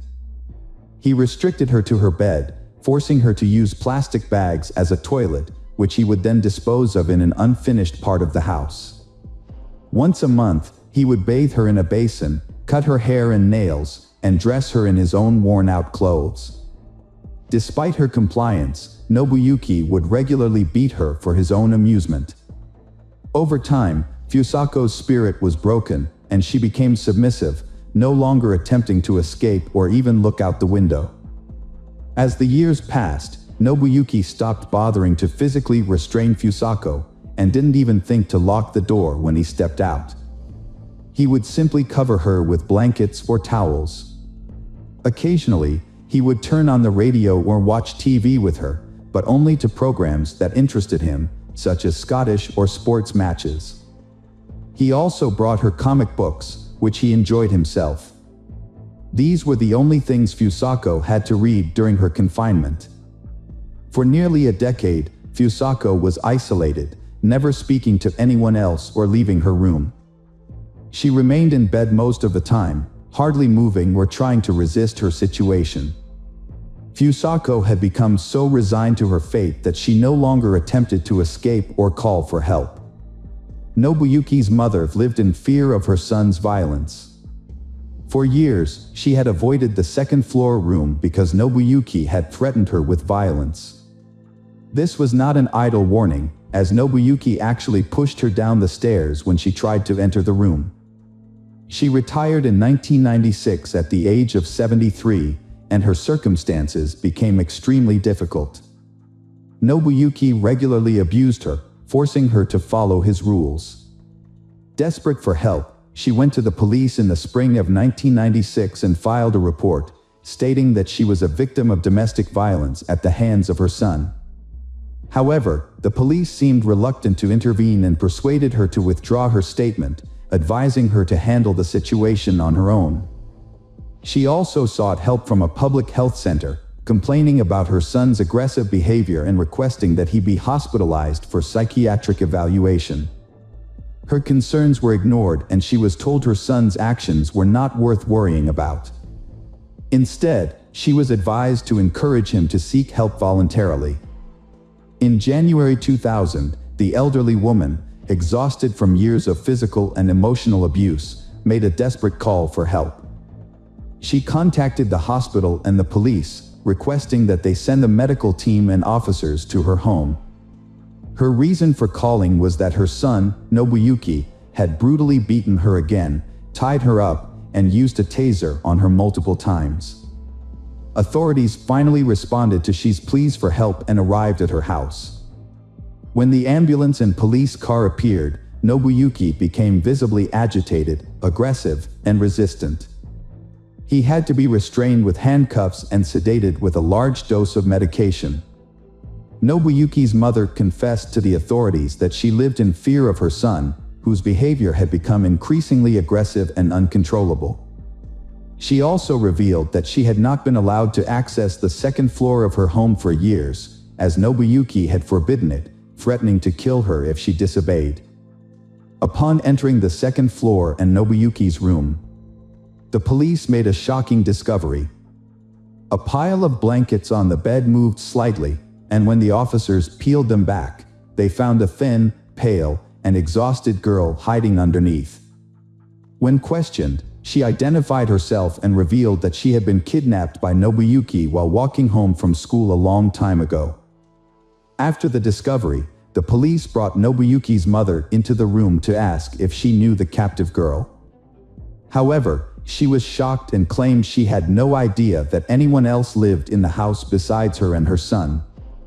The kidnapped girl also claimed that she had never seen she before. During questioning, Nobuyuki made a shocking confession. He recalled the day he saw Fusako on the road and thought she was cute, so he decided to take her home with him. According to Nobuyuki, he took care of Fusako, feeding her, washing her, dressing her, and reading her comic books. He only punished her when she disobeyed him. Nobuyuki also admitted that he loved Fusako like a friend and believed she felt the same way about him. He had no intention of letting her go and hoped she would stay with him forever. He enjoyed spending time with her, talking to her for hours about soccer, music, or his favorite comic book characters, and she would listen silently. Nobuyuki claimed that he never locked his bedroom door, but Fusako never tried to escape, which led him to believe that she was happy living with him. A medical examination concluded that despite his mental disorder, Nobuyuki was able to understand his actions and thus was eligible to stand trial. However, questions were raised about whether his mother could be held accountable as an accomplice. She often bought feminine hygiene products for her son, which raised suspicions. Despite her repeated efforts to alert authorities and get medical help for her family, her concerns were consistently disregarded. The case drew widespread attention before the trial even began, the city police facing heavy criticism. Nobuyuki had previously been prosecuted for attempting to kidnap a schoolgirl. But he had managed to avoid suspicion when he carried out his plan. As a result, the local police chief and the head of the regional police department were removed from their posts for failing to control the situation from the start and making numerous mistakes. Nobuyuki Sato went on trial in May 2000. The prosecution thoroughly examined every detail of his actions, including minor offenses. Nobuyuki was found guilty and sentenced to 14 years in prison, the maximum term. He was released in the spring of 2015, after serving his sentence. By then, his mother had passed away in a nursing home, and Nobuyuki had no other relatives. He was found dead about a year and a half later, in early 2017, in a small rented room. The cause of his death was not disclosed. When Fusako was discovered, she was extremely weak and could barely stand. Doctors diagnosed her with exhaustion, dehydration, and muscle atrophy. She also stuttered, was afraid of sunlight, and had lost most of her communication skills. Her parents didn't even recognize their daughter when they saw her after nearly a decade. It took Fusako about a year to recover physically, but her mental health took much longer to heal. She suffered from severe post-traumatic stress disorder and became withdrawn, avoiding people. Her intelligence was also affected, remaining at the level of a 9-10 years old child. Her parents took her out of town, changed her name to Sachiko Yamada, and refused to speak to the press. Over time, Sachiko made friends, took up photography, and even passed her driver's license test. In 2007, a family outing took a devastating turn when her father accidentally drowned in a pond she tragically witnessed. Hello friends, welcome to our channel. Today we're going to take a look at another horrible case with you. The case of Sumner family. Carol and Reggie Sumner raised in Charleston, South Carolina. They were born in the same year, went to the same school, and were even in the same grade. Over time, their childhood friendship blossomed into a deeper affection. Neither of them recalls exactly when they began to develop romantic feelings for each other, but by the time they were 15 years old in 1959, they were dating. Their friends described them as a beautiful and harmonious couple. Reggie and Carol treasured their memories, keeping photos of their happy times together in their home archives. At the time, it seemed like they had their whole lives ahead of them, and they looked forward to a long and happy future together. Their feelings for each other were strong and mutual, and they were practically inseparable both in and out of school. They even started making plans to get married as soon as they turned 18, with the full support of their parents. In 1962, Reggie and Carol, a young couple, graduated from high school. However, their plans to get married were put on hold when Reggie was drafted into the army a few months later.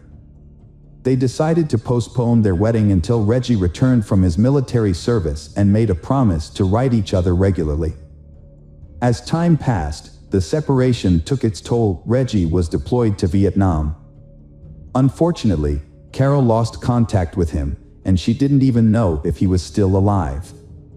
Despite the uncertainty, Carol continued her education and started working at the Charleston Air Force Base. A few years later, Carol got married, but the marriage was short-lived and ended in divorce. They didn't have any children together. In 1975, Carol married again, this time to Richard Alford, and gave birth to their daughter, Rhonda, in 1977. However, this marriage was also troubled, as Richard was abusive and had a drinking problem. The situation became unbearable for Carol, and by the mid-1980s, she couldn't take the abuse anymore. She took her daughter and filed for divorce. However, Richard refused to leave her alone and continued to harass her, trying to ruin her life. In 1987, Richard purchased a handgun and ammunition. After a night of heavy drinking, he went to his ex-wife Carol's home, intending to confront her.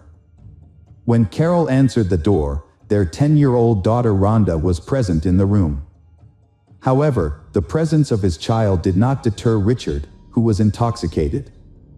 He pulled out the gun and shot Carol multiple times in front of Rhonda. Richard then drove to a secluded area, where he fired the remaining bullet into his temple, taking his own life. Carol was fortunate to survive the shooting due to the prompt response of neighbors, who heard the gunshots and Rhonda's cries for help. They called the police and an ambulance, which rushed Carol to the hospital. Carol's condition was critical, and she underwent several complex surgeries and blood transfusions. Although she eventually recovered, she suffered significant injuries, including complete blindness in her right eye and permanent disability. Years later, in the late 1990s, Carol's health began to deteriorate again. She experienced severe pain, weight loss, and weakness. After a thorough examination at the hospital, she received a devastating diagnosis: liver cancer.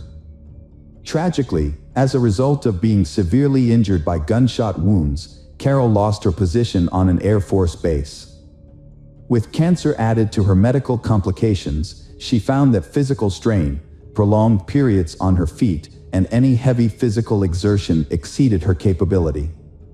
Given these medical constraints, Carol then decided to re-enter the workforce as a call center operator for a cable television provider within her hometown, Charleston. Reggie was in Vietnam for a long time, and due to the prolonged war, he was severely wounded and nearly lost his leg. He spent a significant amount of time in the hospital, and during this period, his name was mistakenly listed among the dead. As a result, his relatives believed he had passed away. Reggie was fortunate to survive and eventually returned home. However, by then, he had lost touch with his former lover, Carol, who had moved to a different location, gotten married, and also assumed Reggie had died in the war. Years later, Reggie got married, but his war injuries led to the development of diabetes and other chronic diseases. He was never able to become a father, and eventually, his marriage ended in separation. Since then, he has lived alone. Reggie found work as a laborer at the local railroad and no longer expected any pleasant surprises from life. In the fall of 2000, Carol was having a typical day at work, answering phones and advising customers. When she picked up another call, she was shocked to hear a voice that sent shivers down her spine.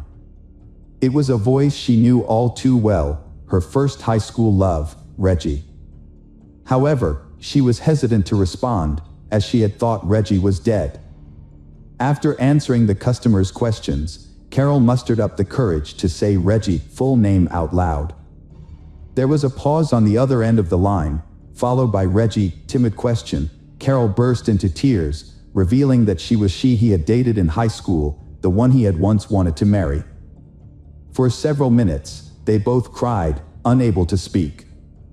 Eventually, they composed themselves and discovered that they still lived in their hometown. They agreed to meet the next evening, reuniting after all these years. The next day, Carol spent hours getting ready for the date, trying on different dresses and perfecting her hair and makeup. As she looked in the mirror, she was reminded that time had changed her. She was no longer the young, vibrant woman Reggie remembered from the past. Still, she was eager to win him over once more. Their meeting was thrilling for both, having spent decades apart. and their conversation was unrelenting as they recounted stories from their lives, both happy and sorrowful, covering their previous marriages. Professional triumphs, struggles, health challenges, and basking in nostalgia as they reflected on their lost romance and first true love for one another. Reggie and Carol were determined to make the most of their reunion after a period of separation. They quickly fell into a routine of spending every day together, and within a couple of weeks, they decided to take the next step by moving in together. Just 5 months later, they got married, and Carol joined her husband in his home in the Riverland Terrace neighborhood. As they settled into family life, they initially resided in their hometown of Charleston, South Carolina. They were deeply in love, happy, and enthusiastic about building a life together. However, they faced some challenges, particularly with their health, as they were both still young but struggling with health issues. One of the neighbors who lived nearby was the Cole family, with whom Reggie had a long-standing acquaintance. The patriarch of the family, Stephen, had experienced firsthand the traumatic effects of the Vietnam War. Sustaining severe wounds during combat had resulted in confinement to a wheelchair for many years. His wife, Natalie, often prioritized her social life, spending time with friends at bars after work, instead of rushing home to take care of her family. As a result, their daughter, Tiffany, found herself frequently neglected and left unattended from a young age. Tiffany's situation improved slightly when she befriended the new neighbors, Reggie and Carol. During this time, Tiffany was still in high school, and the compassionate Carol took an instant liking to she. Carol felt genuine sympathy for Tiffany. For 5 years, Carol did her best to support and care for Tiffany, sometimes sponsoring cozy family meals, buying Tiffany clothes, and sharing enough allowance. Carol treated Tiffany like a daughter, showering her with love, care, and attention. When the Carol and Reggie decided to sell their Chevrolet Lumina minivan in 2004, Tiffany asked to buy it from them on an installment plan, as she desperately needed a car but had no money. They kindly offered to sell it to her for a minimal amount, which they divided into 12 monthly payments. In early 2005, Carol and Reggie made a difficult decision to leave their home and relocate to Florida. Their health had begun to decline significantly, and doctors advised them to move to a warmer climate with ocean access. Since Carol and Reggie were both retired, they decided to make a big change and start over. Carol and Reggie sold their large home in Charleston and bought a new place in Jacksonville, Florida. They also purchased a new Lincoln Town car. They was very happy and settled into their new life, making plans for their future together. Carol would call her adult daughter Rhonda every day to share her thoughts, plans, and daily experiences. However, in June 2005, Rhonda was surprised and concerned when her mother didn't call her as usual. At first, Rhonda tried to brush off her worries, hoping that everything was fine with her parents and that they would call her back soon. But when the next day passed without hearing from them, Rhonda's concern grew. She tried calling her parents' cell phones every 30 minutes, but they were now out of service. She also left messages on their home phone, but none of them were returned. Rhonda set out on a solo road trip to check on her mother and stepfather in another state. After a 5-hour drive, she arrived at their house. What struck her as unusual was the absence of a car in the driveway.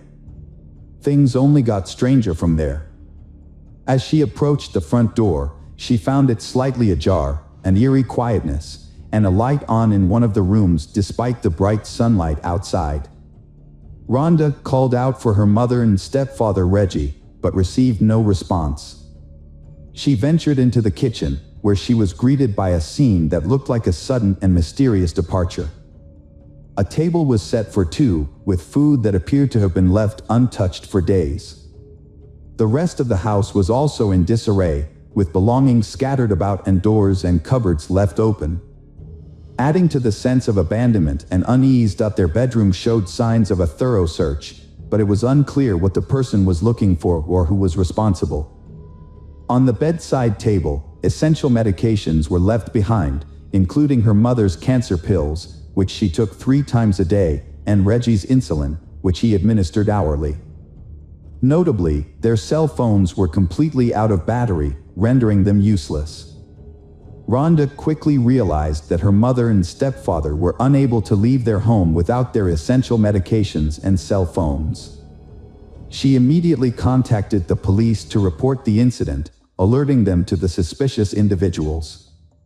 They in the car was quickly added to the wanted list, and all bank cards belonging to Carol and Reggie were frozen. The first few days of the search yielded nothing, with no sign of the imposters or any witnesses. However, on June 12th, several developments led the police to close in on the perpetrators. A crucial lead emerged when a man, claiming to be Reggie, contacted one of the banks, complaining that his card was blocked and he was unable to withdraw cash. A bank employee grew suspicious when checking the card information and offered to resolve the issue by visiting a nearby branch, but the caller, Mr. Reggie, hung up. Minutes later, a woman called from the same number, claiming to be Mrs. Carroll, and reported a similar problem with her card being blocked. When the bank asked her to visit a branch in person, she refused, citing health issues, and urgently requested access to her savings. Her request was denied. The bank promptly handed over the call details and recordings to the police. The police investigation continued at the station, where they played the suspicious phone calls for Rhonda. She immediately confirmed that the voices did not belong to her Carol and Reggie. In fact, the voices sounded too young to be them. As a result, the authorities believed that the imposters were likely involved in the Carol and Reggie disappearance, either holding them captive or killing them after extracting information about their bank accounts and cards. The search for the missing couple led to a breakthrough a few days later, when their car was discovered abandoned on a remote road in a wooded area. A thorough examination of the vehicle revealed no signs of blood or struggle in the cabin. However, in the trunk, experts found hair and sweat marks that belonged to they. This suggested that they had been forcibly taken away in the trunk of their own car, leaving little hope for their safe return. The police investigated their bank transactions and found that money had been withdrawn from their account several times after they stopped hearing from their daughter. Reviewing the ATM surveillance footage revealed that the withdrawals were made by a young man who couldn't be identified right away. The police also requested a trace of all calls made from the phone number used by the imposters to contact the bank. Further investigation showed that the SIM card used to make those calls was purchased on a prepaid plan just before they disappeared. Unfortunately, the buyer's identity couldn't be determined, but it was discovered that the number was used to call a car rental company on June 6. Additionally, it was found that someone staying at a hotel had rented a Mazda RX-8 in the name of Tiffany Cole. Later, the same car was seen at the ATMs where the unidentified young man withdrew money from their accounts.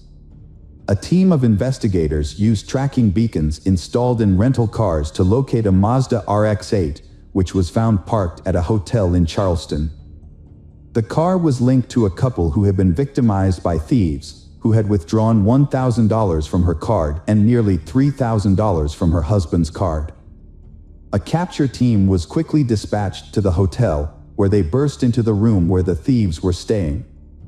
The room was found to be filled with numerous packages and receipts from various stores, indicating that the thieves had been on a spending spree, purchasing items such as clothing, electronics, video games, cosmetics, perfumes, and expensive liquor. 3 people were found inside the location, clearly caught off guard by the police visit. Tiffany Cole, 23, her boyfriend Michael Jackson, 24, and Alan Lindell Wade, 19, all appeared surprised, confused, and frightened as police placed handcuffs on their wrists. The trio was taken to the police station, separated into different rooms for questioning, and initially pretended to be unaware of the accusations or refused to speak. A search of the premises uncovered significant evidence, including stolen bank cards, the laptop, some of Carol's jewelry, Reggie's expensive coin collection, the keys to their Lincoln Town car, and pawn shop receipts in Tiffany Cole's name. During the investigation, it was discovered that Tiffany had sold some of the stolen jewelry and spent the money with friends. After several hours of interrogation, Tiffany finally began to talk, bursting into tears as she confessed that she and her friends had robbed the elderly couple but claimed no further harm was done. The group then went on the run, using the stolen money for their own gain.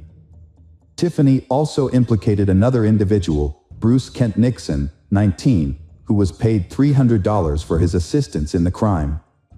She stated that they never saw Bruce Kent Nixon again after the incident. Bruce Kent Nixon's decision to commit a crime was motivated by a promise of a fixed amount of money, which he quickly spent on illicit substances. As a result, he did not make an effort to hide or flee, living in the same city of Charleston. He was eventually arrested at his parents' home.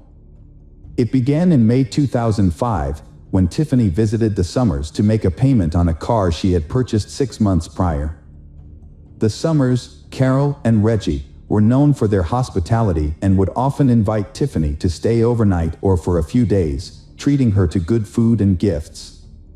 On this particular occasion, Tiffany arrived with her new boyfriend, and they were both welcomed to dinner and invited to stay overnight. During dinner, the Summers discussed their new life, and Carol inadvertently revealed that they had nearly $100,000 left over from the sale of their Charleston home, which they intended to use to enjoy their retirement without financial worries. Unbeknownst to her, Carol's careless comment sealed her in her husband's fate.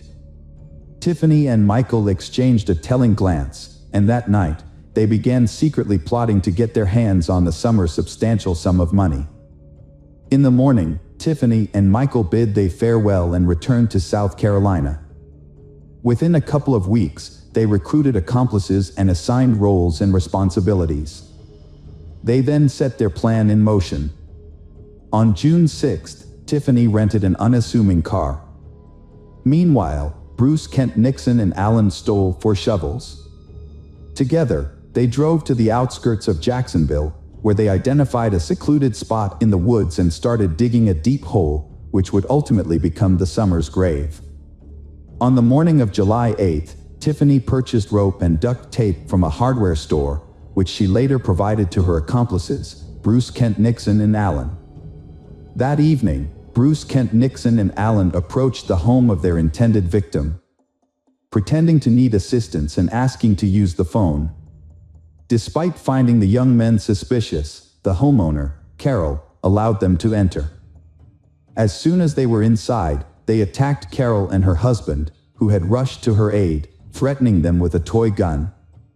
The Carol and Reggie was then bound with duct tape, blindfolded, and interrogated about the location of valuable items in the house, including their bank account information and PIN codes.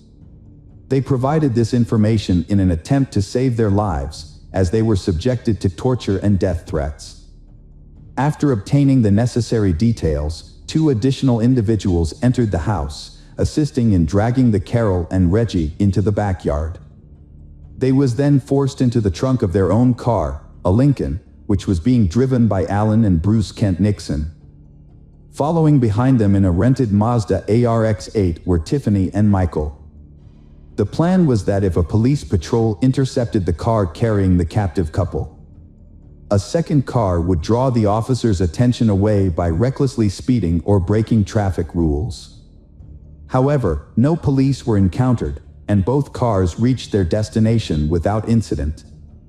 In the trunk, Reggie managed to free his arm and remove the bandages and duct tape covering his and his wife's faces, allowing them to breathe. However, there was no time to make any further attempts to escape. As the trunk lid opened, the Carol and Reggie was shocked and bewildered to see among their kidnappers Tiffany and her boyfriend, who had visited them recently.